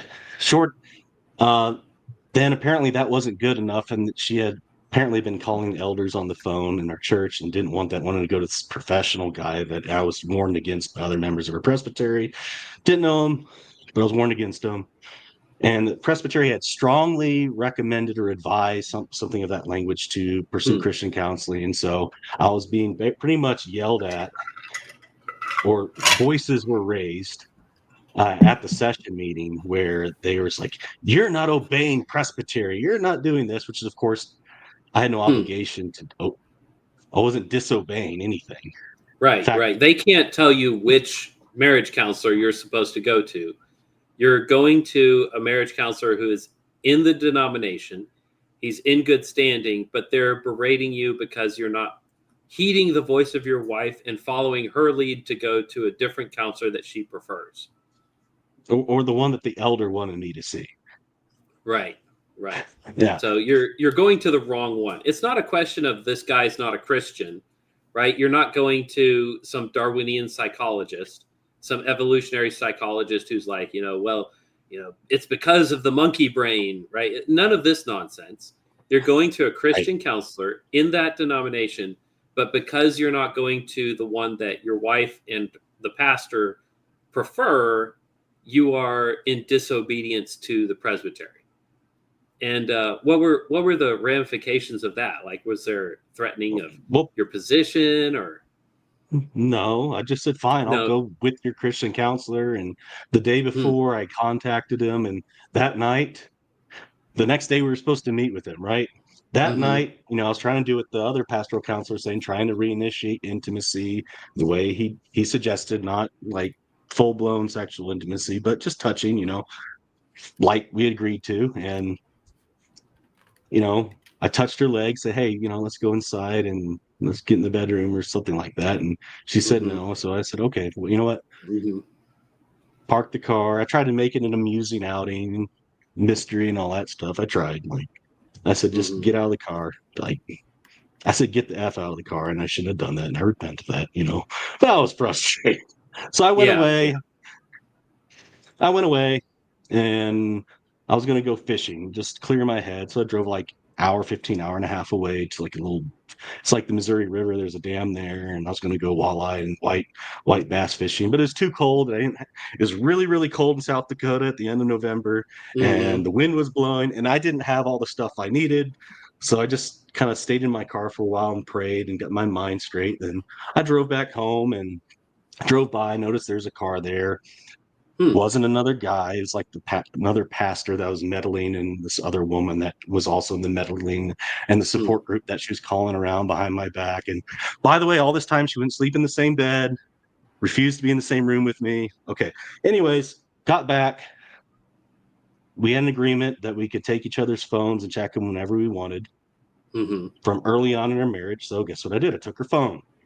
Started checking. She flipped out on me, started hitting me, beating me, chasing me throughout the house. And I said, okay, I just need to get away. I ran out of the house like I did on multiple times when she tried to beat me. Going into the church, locking all the doors. And of course, while she was doing that, she was screaming, "Help, help, help." And I'm like, "Why are you screaming help?" Yeah, I'm the one who should be crying for help here. So I lock all the doors. I'm on the phone with her mom for like 3 hours, and I going through her phone. I see all these text messages. They're all like telling she had mentally left me like during the summer, right? And she was just planning on when to leave me. Right. And multiple pastors' wives, friends in the community. She even had I think the police commissioner was also somehow in contact with this group.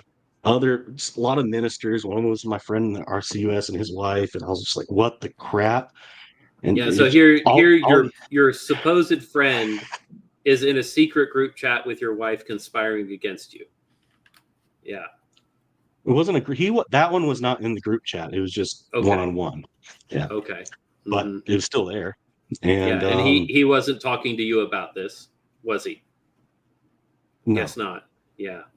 Okay, so you've run into the church, you've got her phone, you've locked the doors so that you can have some solitude, and this whole time, like, what are you doing in the church? What are you doing in there? Are you other than looking through her phone? I'm on the phone with her mom. Her mom. Mm-hmm. Yeah, with her mom Like, sending her all this. Look, and she's telling me just to go back to the house, and I'm like, I don't want to go back there. I'm just going to sleep in the mm-hmm. church, right? Mm-hmm. And one of the things I said on Pearl, which I'll correct here, this I should have figured this out early on, but one of them was about a GRAPE grape kit, Mm-hmm. and it was to this woman back home in I think Louisiana. And I never liked this friend. She's kind of worldly. And she's Mm-hmm. asking about that. And she's like, no, everything you did was consensual. You can do better. And at first I thought this was about me. Then longer I thought about this, like that doesn't make sense. I'm her husband. Like Mm-hmm. that would do nothing because Mm-hmm. we've obviously done that. Yeah. The evidence is already there. Yeah. But what that means is, in reality, is she had done something most likely with another man Mm-hmm. and was trying to find a way to cover it up. Right. Right. So there was evidence on this phone of her being unfaithful, sexual infidelity in marriage, which would explain her behavior when you took the Right. phone. She was not unaware Right. of this evidence in there, right? And if plans she's of done it leaving once, and if she's done it once, she's done it multiple times. That's the thing that you Right. can know about these sort of situations. So there's evidence then of marital infidelity. You're sharing these with her mom. You've isolated yourself inside the church. What happens next? The police come in, they invade the church. All the doors are locked. Somehow they get in an unlocked door. I mean, they get in a locked door, right? Mm-hmm. Somehow somebody gave them a key. Right. I don't know who. They come in. I have multiple guns pointed at me. I have Mm-hmm. lasers on my chest, and I have no idea what they're there for. And Right. I actually have a video on my YouTube page. It's a recording of my arrest. And I'm like, I haven't done anything. I don't know what you're here for. I don't understand what's going on. Well, your Mm-hmm. wife accused you of domestic, violence. Mm-hmm. I'm So like, your oh, well, wife she who said something. your wife who chased you here, not your Yeah, house, yeah, accused you of domestic violence. Your wife who is here, yeah. who chased you here, accused you of domestic violence. When she could, if And, she's outside, you're inside. She could just leave, right? yeah. And meanwhile, the very police reports, she admits to a history of abuse, but she says Mm-hmm. she doesn't do that anymore. Yeah, but we're Then all meanwhile, fine she here now. self-admits in those reports of, oh, there's this history of he's being so uh, abusive, but he's never done anything violent. Mm-hmm. Okay, that's in the Emotional report. abuse. Yeah. Yeah, and then all her friends are telling her to leave me. Mm-hmm. Mm-hmm. Yeah. So I get thrown in jail. I get handcuffs on me, thrown in jail. Stay away order. She takes the kids 1,000 miles away to Louisiana. I'm stuck Mm-hmm. in South Dakota for over a month. Meanwhile, before I even get to the pulpit, I never returned to the pulpit after that incident. Mm-hmm. The elder in the church put a letter out slandering me, accusing me of all these things that I didn't done, how I was disobedient. This is my fault. Mm-hmm. One of the elders objected to that, and he had to revoke it from advice of presbytery. But that happened. Good. I was Mm-hmm. already poisoned before anything happened. Then I had a session meeting with the elders. They asked me to resign. I did. Mm-hmm. Before I left, I got the go ahead to go work in another job because that was over. Mm-hmm. I had multiple ways to deal with it church discipline wise. I gave letters accusing her of willful desertion. Mm-hmm. They refused to pursue that. She was going to the CREC church, defiantly practicing paedo communion, which was on video, and I sent it to the elders of the session over and over and over again, even to members of presbytery. Nothing Mm-hmm. ever happened.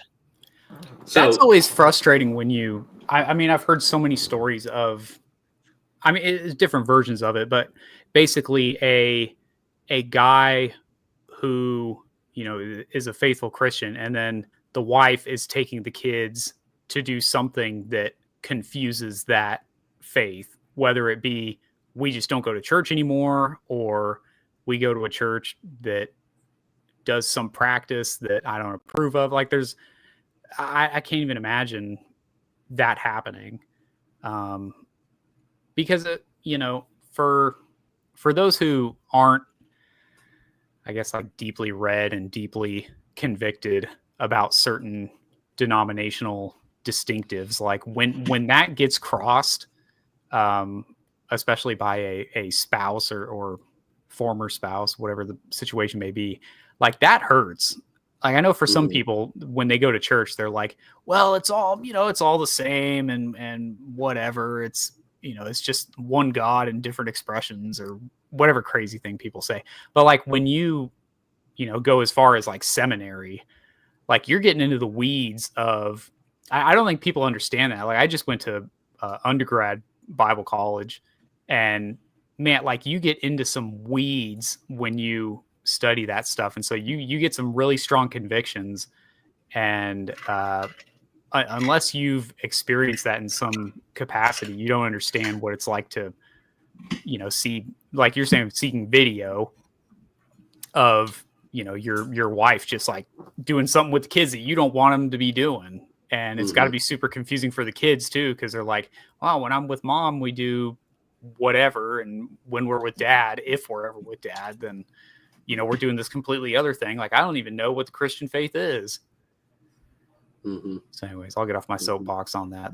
It's just something that it bothers me. They were members of the Orthodox Presbyterian Church. They couldn't do that. Yeah. And but somehow it's okay for her to kidnap your kids, which I will use that language. I know it's strong language, but I'll use it. That's what I use. Kidnap your kids, take them to a church that teaches a different doctrine, and indoctrinate them in a contrary doctrine against your will, against your authority as their father, if not the authority as her husband, the authority as the father of these children. And that's perfectly okay in the CREC communion. They don't have a problem with it. If anything, they're encouraging it. Yes. Yeah, you can't put too fine a point on that. That's bad, right? That is anti-Christian behavior. When you say your vows, a woman is swearing before God for better or for worse to submit to her husband. And that's certainly not what she swore to do before witnesses, before God himself. And so where are you now? I mean, at this point, you've been arrested. They arrested me. They threw me in jail, called my pop to do my bail. What you said 30 days in jail. Is that right? No. I spent one day then, I did a self turn in South Dakota. I was working in all different places as a landman. Because I purposely disobeyed a court order after I wrongly pled down to disorderly conduct, and I was just mentally, psychologically done. I just wanted it to end. Just exhausted. And it would have cost a lot more money to go travel up there, go through a court case, and then still be accused of it because somehow it's some sort of other abuse that the liberals have invented, as defined by the courts, right? Right. So what was this infraction of yours that got you in more trouble? Oh, well, it was a no contact order. Again, extended it, so I still couldn't get any interaction at all. Again, she refused to withdraw charges. I was like, okay, well, I guess it's over. Then I was like, this is wrong that's been done to me. Basically saying I can't practice my ministry for my understanding. I can't serve communion or take communion because that was one of the stipulations. You can't have alcohol. Okay. So I said, you know what? I said, I included her in a message with a mass text of elders and ministers. And I said, I've never obeyed this and I never will. Resistance to tyrants is obedience unto God. May you repent or burn in hell. And I said that both to regarding the Jezebel judge and the ex-wife, still married at the time. And right before that, I had gotten arrested again. There's actually 3 times. I spent 8 hours in Louisiana for a hearing. It was about the protective order, and then they dropped that because I was baited into. I didn't know I couldn't contact my kids or even her family, because I tried to get in contact with the elders in her church, and her father was an elder in the church to help resolve the situation. Right. Meanwhile, Still he's trying to save it at this point. Yeah. Oh yeah, and I got like text message evidence of him trying to call me like during this time. I don't know if it was a butt call or what, but there it was. And so I thought it was completely appropriate, and I didn't know the no contact order. I didn't know the details because I was like a state away, and it was served in the state of Texas, and I wasn't even there. So I spent 8 hours in jail, got arrested in court. Then I spent 2 weeks in. They threw that away in Louisiana. It got thrown away, but then in 2 weeks in jail in South Dakota for that. For what I said for breaking the no contact order and my refusal. During that time, God greatly blessed me. I was able to reach about 30 men in jail. Praise the Lord for that. I was able to share the gospel, pray with men, all that they're going through. So that was a blessing in disguise. But ironically enough, what happened when I was in jail in South Dakota is nobody visited me, right? Except the new OPC pastor from the sister church, and he came in and, don't hate the guy, don't have any ill will towards him, but it really hurt that he came in and all what he had to say was, "You're wrong for filing for divorce. This is sinful." Right. All this And that's been going on, she's kidnapped your kids, she's had you arrested and thrown in jail, and all he has to say is you're not allowed to file for divorce. Right. And at that time, they informed me that the session, which I was the minister of, had granted her and my children letters of standing without ever consulting me. So basically, they knew where they were going. They gave them letters of standing anyways. They spiritually kidnapped. They let my children be not just physically kidnapped, judicially kidnapped, but spiritually kidnapped my kids. And this is from the denomination that you're in. Them as just a minister in good standing. Just handing your kids over to somebody else, just giving your children away. Yeah. Yep. With no consulting me whatsoever. None. I found this out. All this guy's accusing me while I'm in jail. So the entire time they're just sandbagging you, conspiring against you, conspiring with the state and your wife to steal your children. And the upshot of it is you've been completely abandoned, not just abandoned, but betrayed by the denomination that you have spent your life, your blood and time and treasure to help build this denomination in the wastelands of South Dakota, and stabbed in the back because of it. Yeah. So you did your time in jail. You got out. You're doing landman work now. I mean, how are you now? I mean, are you doing okay? I mean, I'm okay. I miss the crap out of my kids. Yeah. I mean, that's a pain that'll never, I don't think, ever really go away. Yeah. Just knowing that you don't have your kids. I wake up with that reality every morning. Yeah. I mean, that's pretty hard to deal with. Just the knowledge that that's really not ever going to be resolved till your kids are adults and you can reach out to them, see them every once in a while. But for the most part, she has the kids in a different denomination, in a different state, far, far away.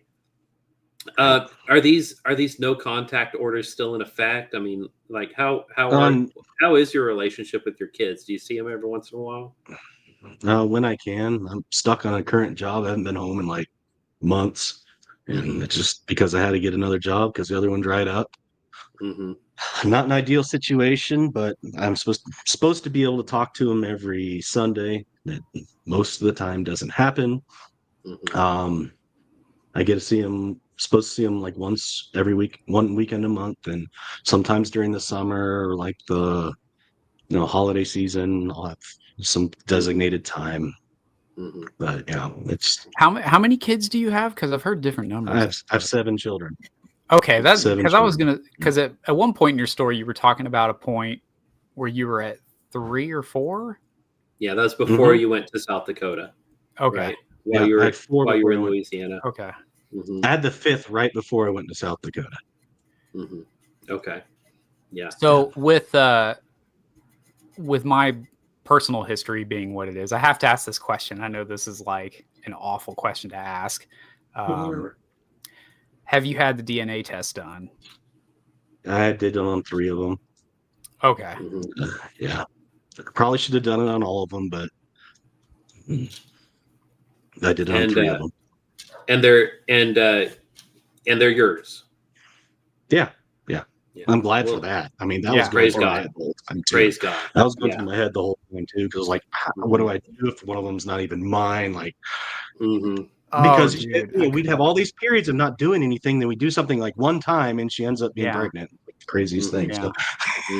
So, but you know what? Sometimes it's like that. Yeah, it's like she was just in the mood. Yeah. without like too much. Like I remember it at one point having the conversation like, oh yeah, that was the one. Right. Like, you know what I mean? Yeah. Like, yep, that was that one got past the goalie. Like that for sure. Like sometimes you just, I don't know. I'm trying not to. Anyways, I just want to make sure. Family member in a similar situation, and he hasn't had the genetic test done. But I was just like, the kid looks like you. And you did it one time, but the thing is, the way women are plumbed, is like one time she was in the mood for it. That might have been all it was needed. And but that is something you have to wonder about when you have sexual infidelity, even when you just have divorce, because the sexual impropriety is so rampant and so common and so tacitly endorsed by everybody in our society from the top on down, that you can't be sure unless you have very invasive tests done. And that's very uncomfortable, but unfortunately that's the world we live in. Sorry, Sean, I didn't mean to interrupt you. I was going to say, I think this would be a good time to go to comments. And also a segment that I've tried to make more regular is, what did my wife bring me to eat tonight? Eggs and potatoes.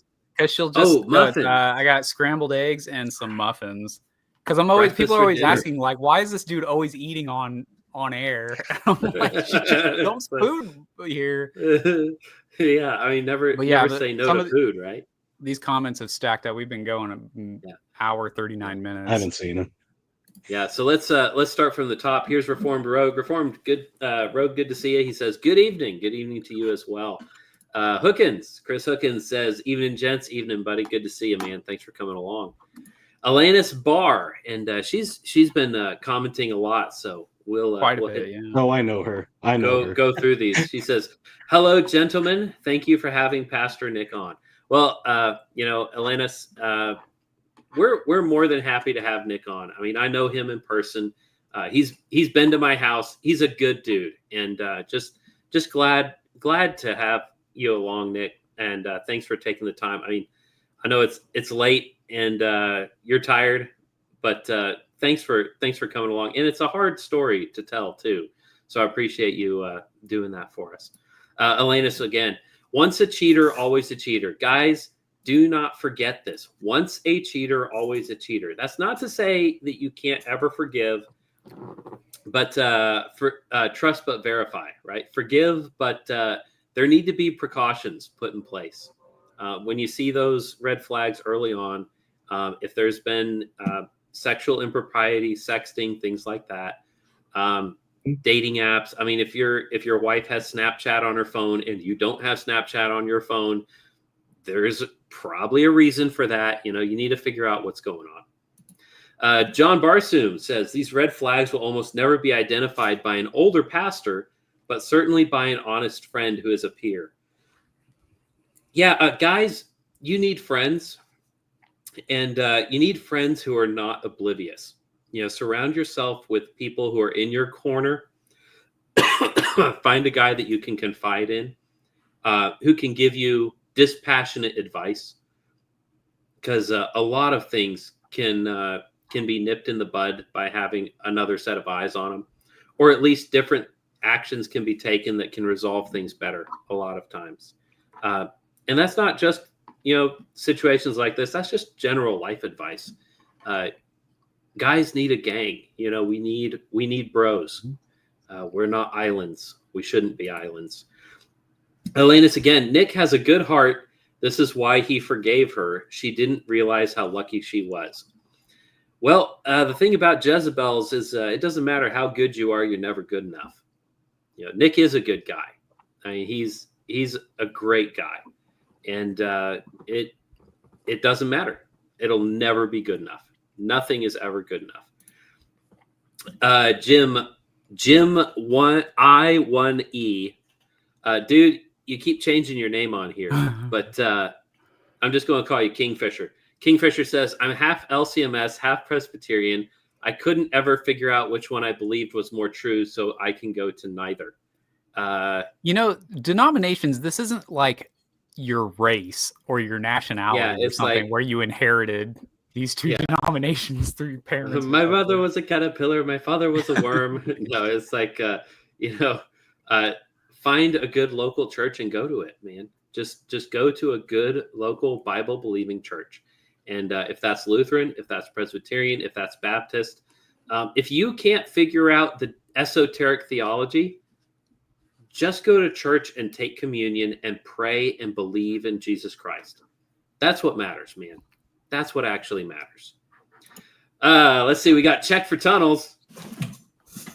Check for Tunnels says, the head of every man is Christ and the head of the woman is the man. If the wife does not have to obey her man, does man still have to obey Christ? Fair question. Yep. Very fair question. John Barsoom, and here I am playing footsie with joining a CREC church. Yeah, well... you shouldn't do that. That's kind of gay, dude. Yeah.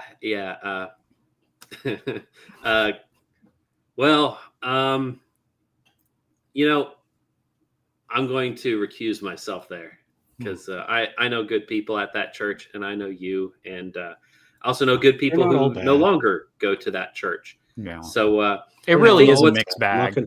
Yeah, this is not necessarily a denomination-specific thing. That's one thing that I think people should realize is we had Ethan on the show yesterday. He was going to a NAPARC church.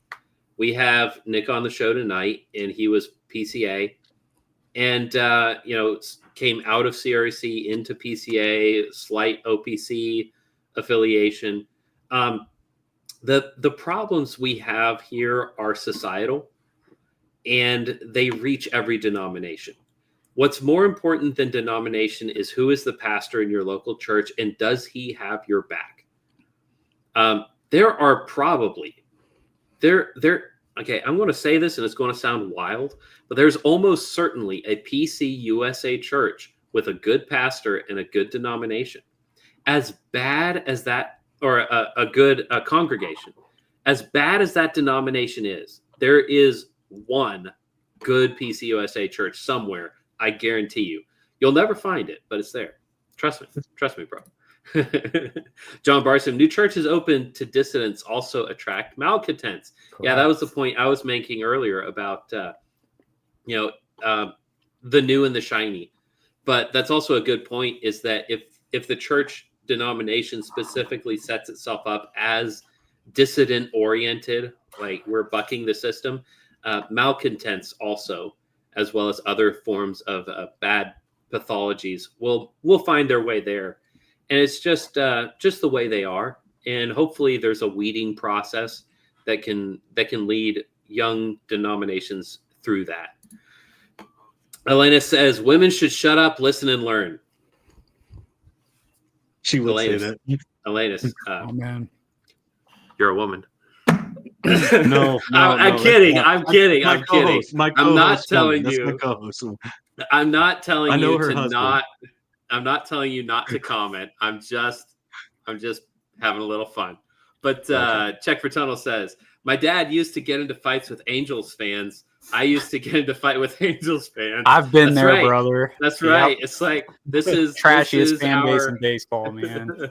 I hate the Angels. This is a family tradition. It's in the blood.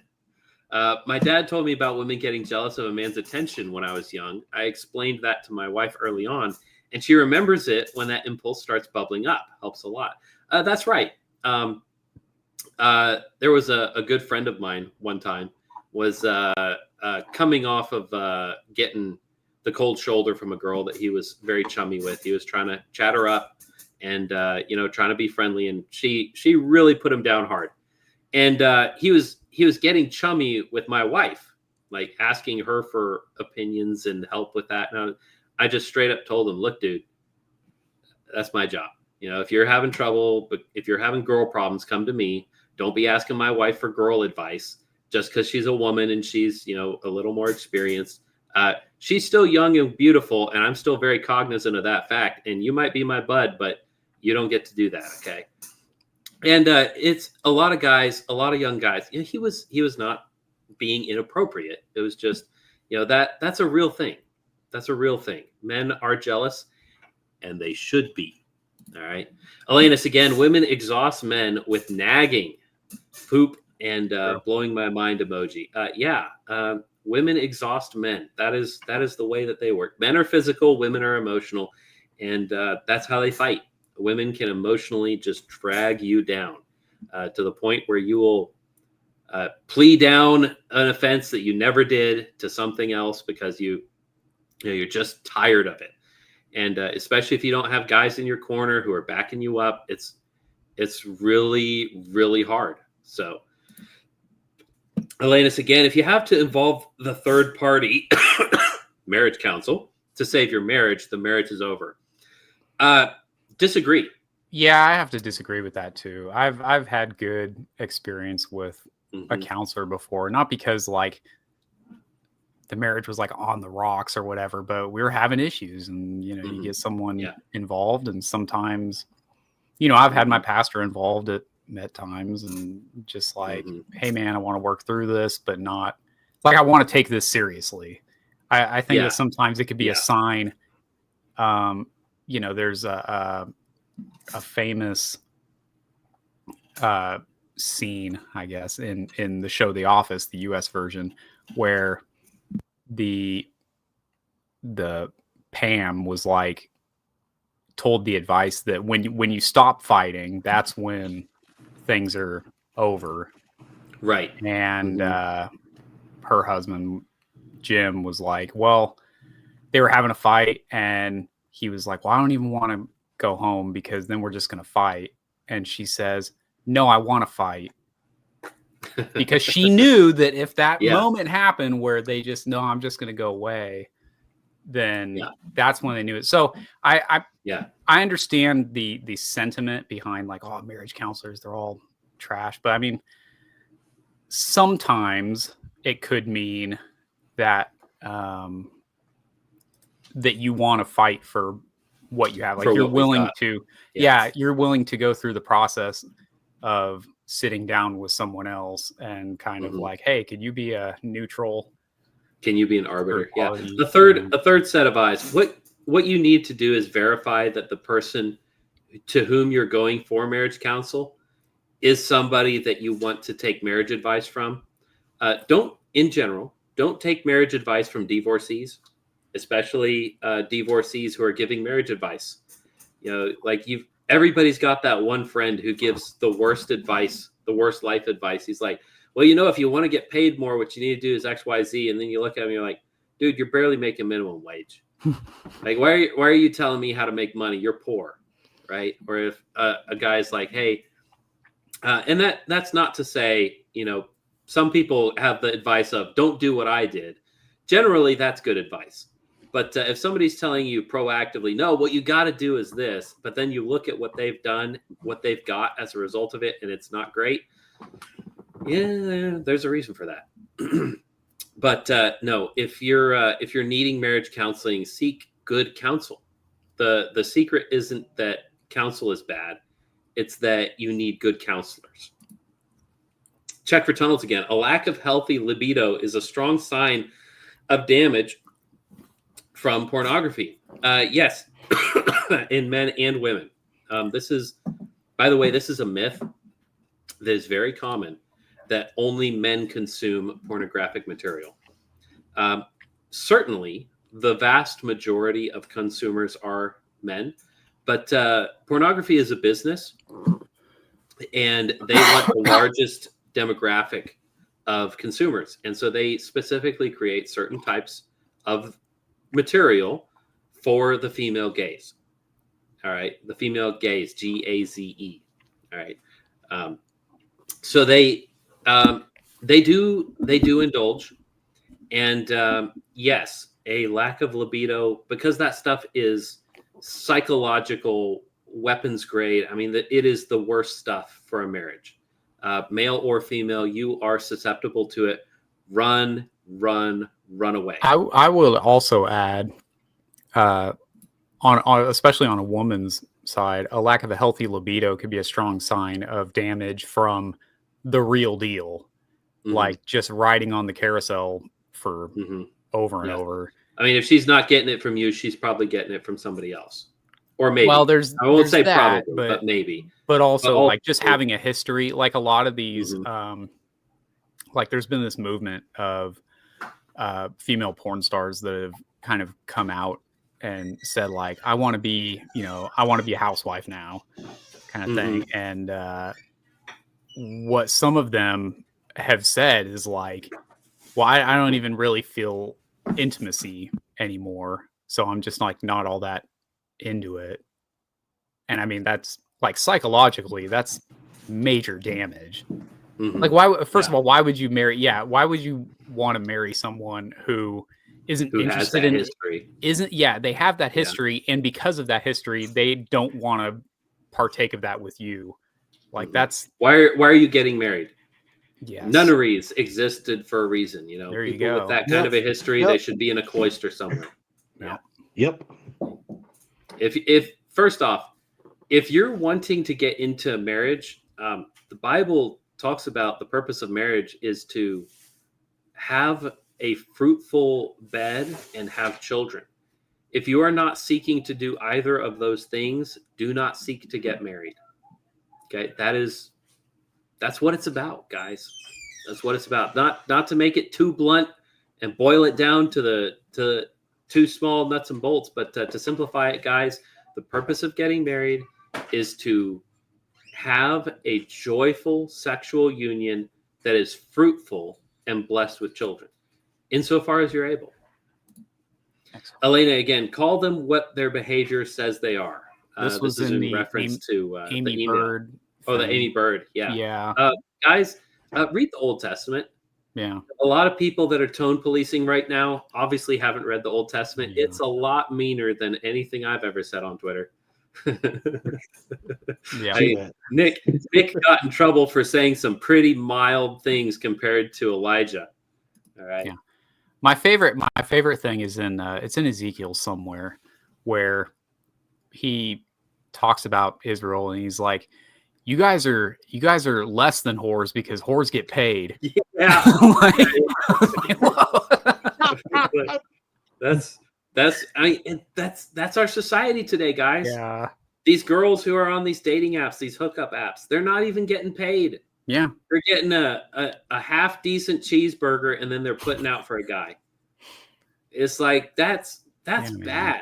At least get that's some low. At least get some Five Guys or something, like some a little more expensive. Come on, man. Yeah, if you're going to sell yourself for that, at least pump the price up. Come on. Cheap women. Standards, come on. Elena, I'm sick of their BS. Women are not supposed to preach. It's against God's design and hierarchy. Exactly. Pretty straightforward. I don't care. I'm a great public speaker. Okay. Don't care. Didn't ask. Maybe. Go away. Go home. Go Yeah, home. go home. Kingfisher, I think the root of liberalism goes back to nominalism, where people started forgetting about spiritual hierarchies and realities. Everything became flat and meaningless, egalitarian after nominalism. That is a rabbit hole, and that is a popular opinion that I don't know if it's popular with everyone, but I have heard that many times. There is a long argument to be had, and I will disagree, but I'm not going to go into it now. Yeah, that's the law.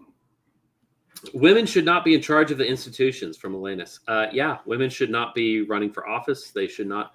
In the 70s, women couldn't own credit cards, and you know what? Maybe things are better there. Yeah. In Saudi Arabia, they don't let them drive, but I won't go that far. But you know, maybe some yeah. After I drove through Fort Worth traffic, boy, I'm a very defensive driver for that reason. Yeah, you can't be too defensive when you've got foreigners and women driving around you, man. Kingfisher again. Samuel Barrett is who takes the realist view that all man's spiritual essence was in Adam and sinned with him. Murray and Hodge take the nominalist view that it was just accounted legally to all men. Yeah. That could be its own episode, man. I don't know that you can boil it down to first off, I don't know that you can summarize Hodge that succinctly. It's a bit more complicated than that. But that's a different episode. Kingfish again. I just see everything being corrupted and trivialized in nominalism. There is a lot of trivialization, but I don't think you can lay it all at the feet of nominalism. Elenus again. She cheated. She left him and destroyed her own family, but it's somehow his fault. And the laws and institutions, including the church, are on her side. Men are not people for women and for the institutions. Yeah. I mean, in our society right now, men are dirt. And women are gods, and she can do no wrong, and he can do no right. Tale often told, I'm afraid. Elenus again. Once you apologize, you weaponize them. They can use it against you. Yeah. Apologies are an admission of fault, and as soon as you apologize for something that you didn't do wrong, you can't ever get that back. You've surrendered. I would say what you actually should do is actual apologia and actually defend what you're saying. So you're not saying oh, I'm sorry. That's not actually what an apology is if you use the word as it's intended to be used. But an actual apology would be, yeah, I said it, and this is why I said it, and I'm going to defend it, and I'm going to stand with it. That's an actual apology. So I would encourage that. Double down. Go for it. Back up what you got to say. You're on mute, Jeff. There you are. Here we go. This is the appropriate way to apologize. All right, this right here. Oh, yeah. See if this will load real quick. Every single one of you. Look, what's next for me, Joe? I'm gonna get that second belt. Where the is it? They should have had them 2 belts ready. Spit shine for me. They're both in the octagon. It's never been done before. I'm sure you'll get your second belt. But listen, I've spent a lot of time, Joe, slating everybody in the company. Backstage, I'm starting fights off everybody. I've ridiculed everyone on the roster. I just want to say from the bottom of my heart, I'd like to take this chance to apologize to absolutely nobody. The double champ does what the wants. Yeah, that's the line right there. I would like to take this chance to apologize to absolutely nobody. Do not apologize. Double down. Elenus again. Church betrayed the patriarch to appease women. Without a patriarch, there is no family. Yep. Exactly. Jonathan Davis 6571 says, "I've met Nick." That's cool. Congratulations, man. Yeah, we're proud of you. Yeah, you met a good dude.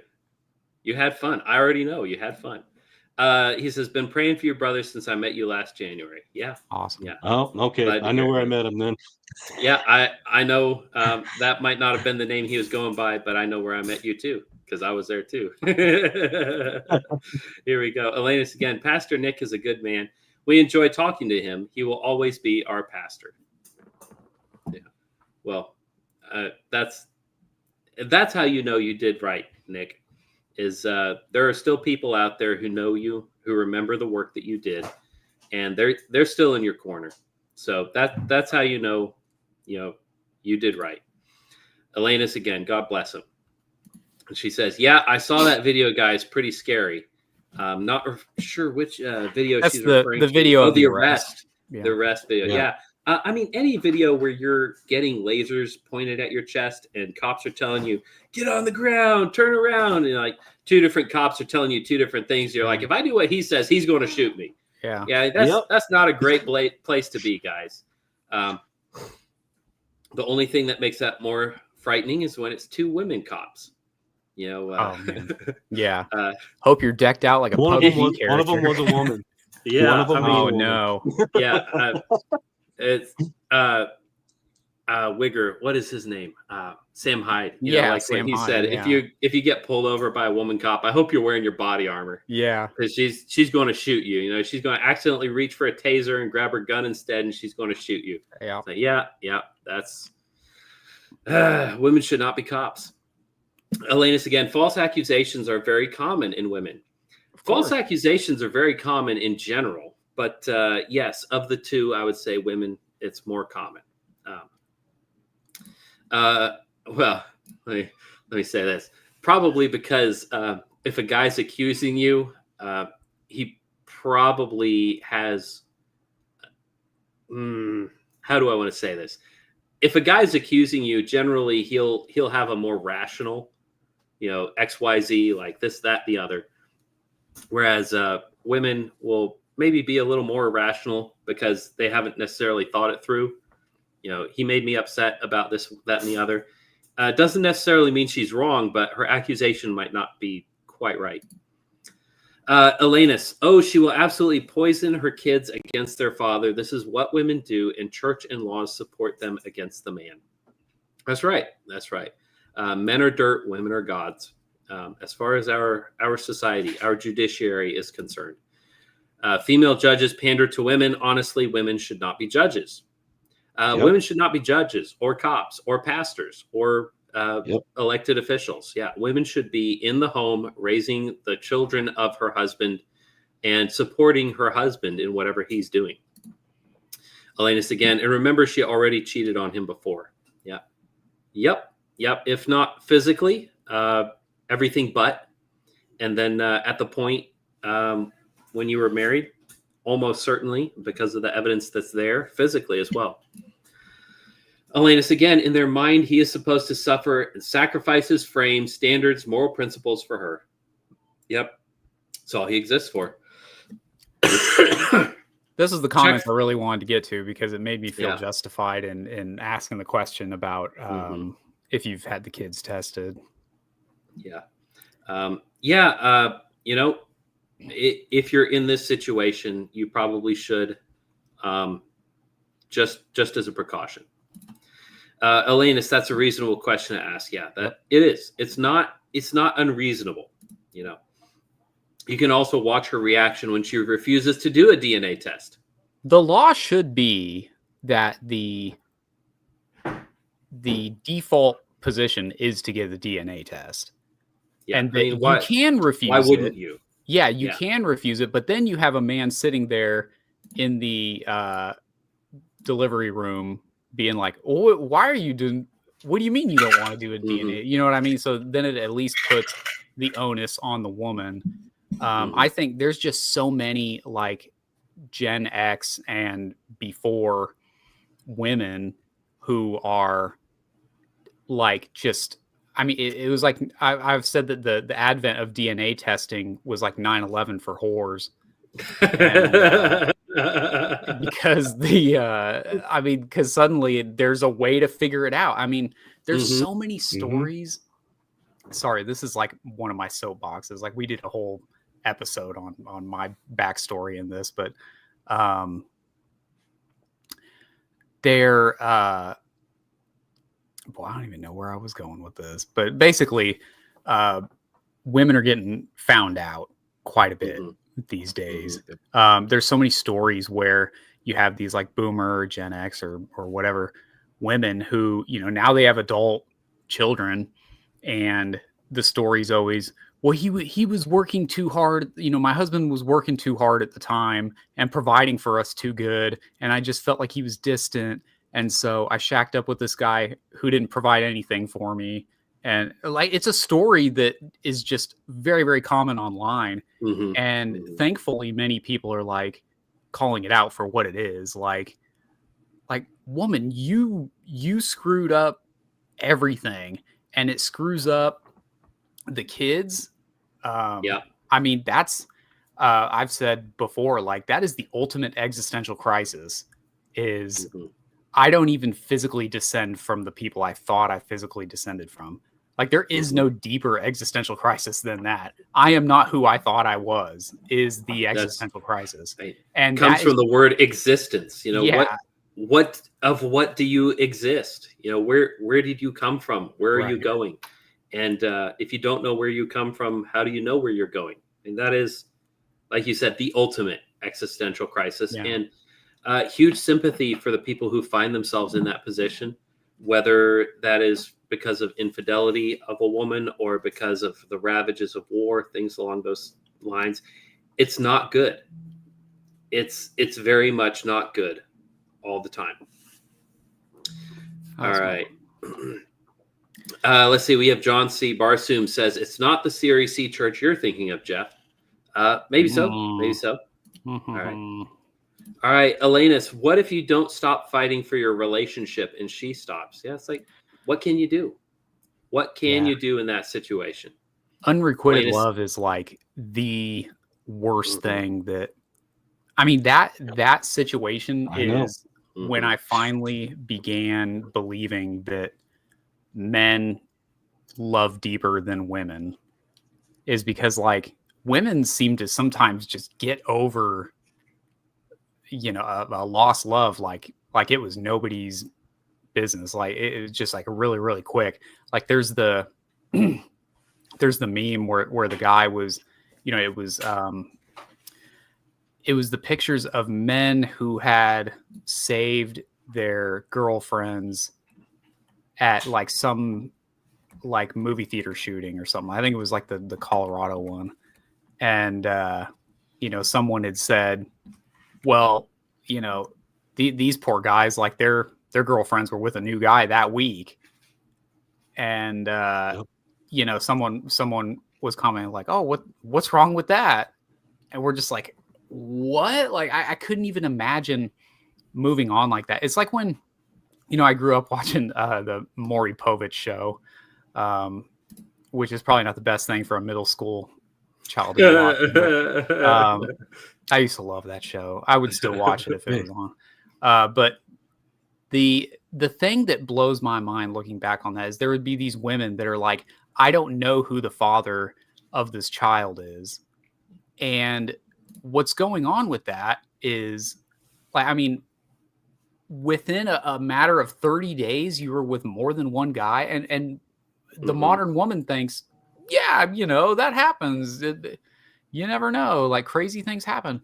But I don't get that. I don't get that thought process.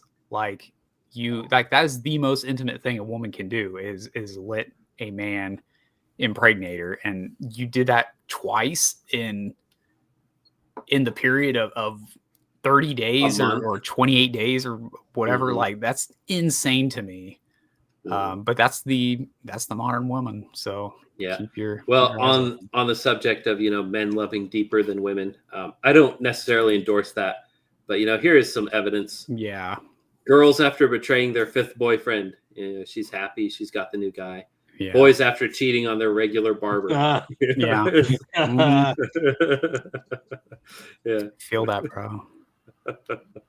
Man, I hated Mary Jane in that series, dude.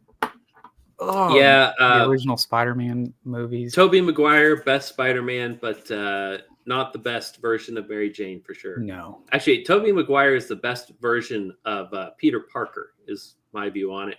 I think Andrew Garfield actually was a better Spider-Man.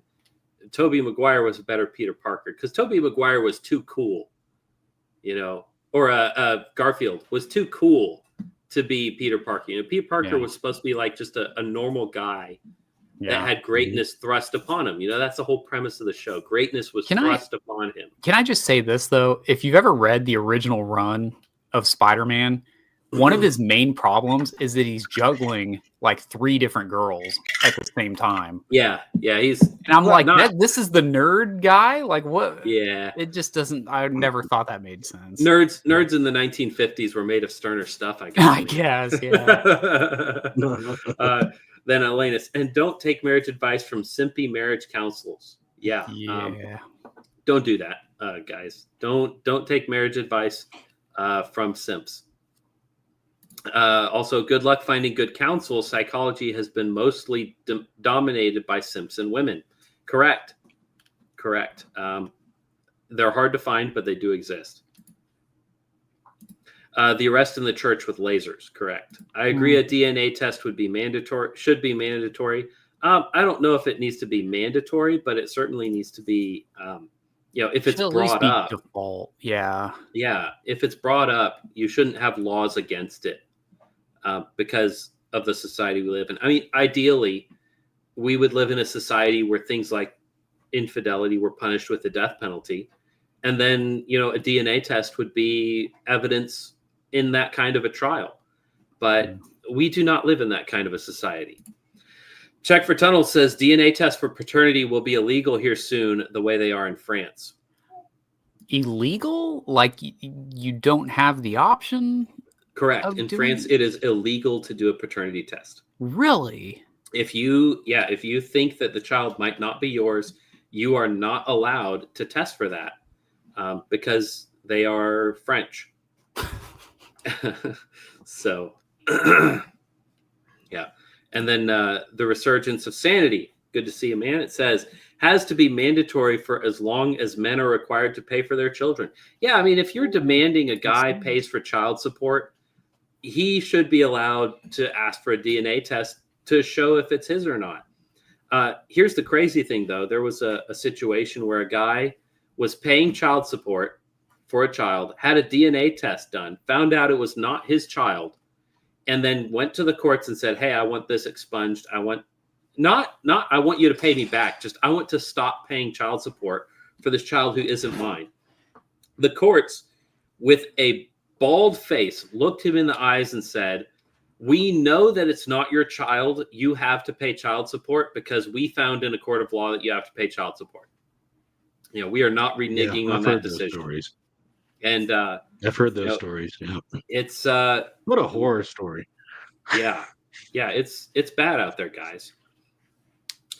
All right, well, that's comments for now. Let's wrap it up and close out the show. Nick, you're not a perfect man, but nobody is. Nope. But knowing what you know now, what would you have done different, and where would you have diverged from the pathway? Knowing what you know now, if you were giving advice to a young man who came to you with the exact same situation, what advice would you give him to hopefully not go down the road that you went down? Well, it depends where he's at in my story, but if you're dating a girl, just immediately you see these flags, just some of the serious ones we talked about, like just don't even pursue it any further, drop it, like prevent yourself from further harm. There's more women out there. Don't get stuck on one. Don't get desperate. No. Yeah. Don't get desperate. Okay. Now, if there's a dead bedroom and there's signs of promiscuity, you need to take that seriously. I didn't really see it until later, but I was kind of oblivious or thought better. But don't assume what she's telling you is the full truth. It's probably a lot worse. dig into it. I wouldn't stay with a cheater. So Yeah. Yeah. don't sign yourself up for that misery. You're not Hosea, and you're not called to be Hosea. So That's right. That's right. And this is some advice. It's a bit niche, but if you marry a girl who is, a church girl, pastor's daughter, supposed to be as pure as the wind-driven snow, and you find something like what Nick found, or if the wedding night she doesn't turn out to be what she showed herself to be, you That can have happened. marriage annulled. Okay. Mm. If in the Bible, if a woman presents herself as virginal, and on the night of her wedding it is found not to be so, she is to be put to death by Old Testament law. And that is not more extreme than having the thing annulled. Okay. And that is legitimate. It does not make you a bad person. It does not make you a bad Christian. If your church is trying to get you thrown out because of that, that's their problem. You are doing everything right in that situation. That test, that virginity test, exists in societies for a reason. In Greece today, like they'll hang the bed sheet out the window the morning after to prove, right? And that's maybe more blunt than we like to be. We're not Greeks, we're Englishmen, and we're not nearly that forward. But that's a thing that is done all over the world for reasons such as this. Because that's also in Levitical law. Like, Right. that was it, they brought it up only that is the test. Only if the accusation is there, then the parents Mhm. would go, and that's how they would defend their daughter's honor. Mhm. I was given the excuse horseback riding lessons. Oh my goodness, I hate that, man. I've heard that before too. Like, oh, a horse broke my hymen. Like, yeah, I bet it did. Yeah, sure it did. Sure it did. Yeah. Don't believe you. How come you're only telling me this now? Yeah. Yeah, don't. And people will think you're a bad person, but doing the right thing will often make people think you're a bad person. And people can think what they want, and they will think what they want, and you can't change their minds. What's more important is that you conduct yourself the way that is right, the way that is moral, and you protect yourself and your future family. Because a lot of these things can be avoided, and you will suffer in the moment, but being an adult is all about suffering in the moment for long-term gain. And it's going to suck. It's going to be rough. It's going to be tough. And you're going to have to suck it up and drive on, because there's just the only way out is through. So for guys who are out there looking for wives, pay attention to the red flags. Listen to people who have good advice.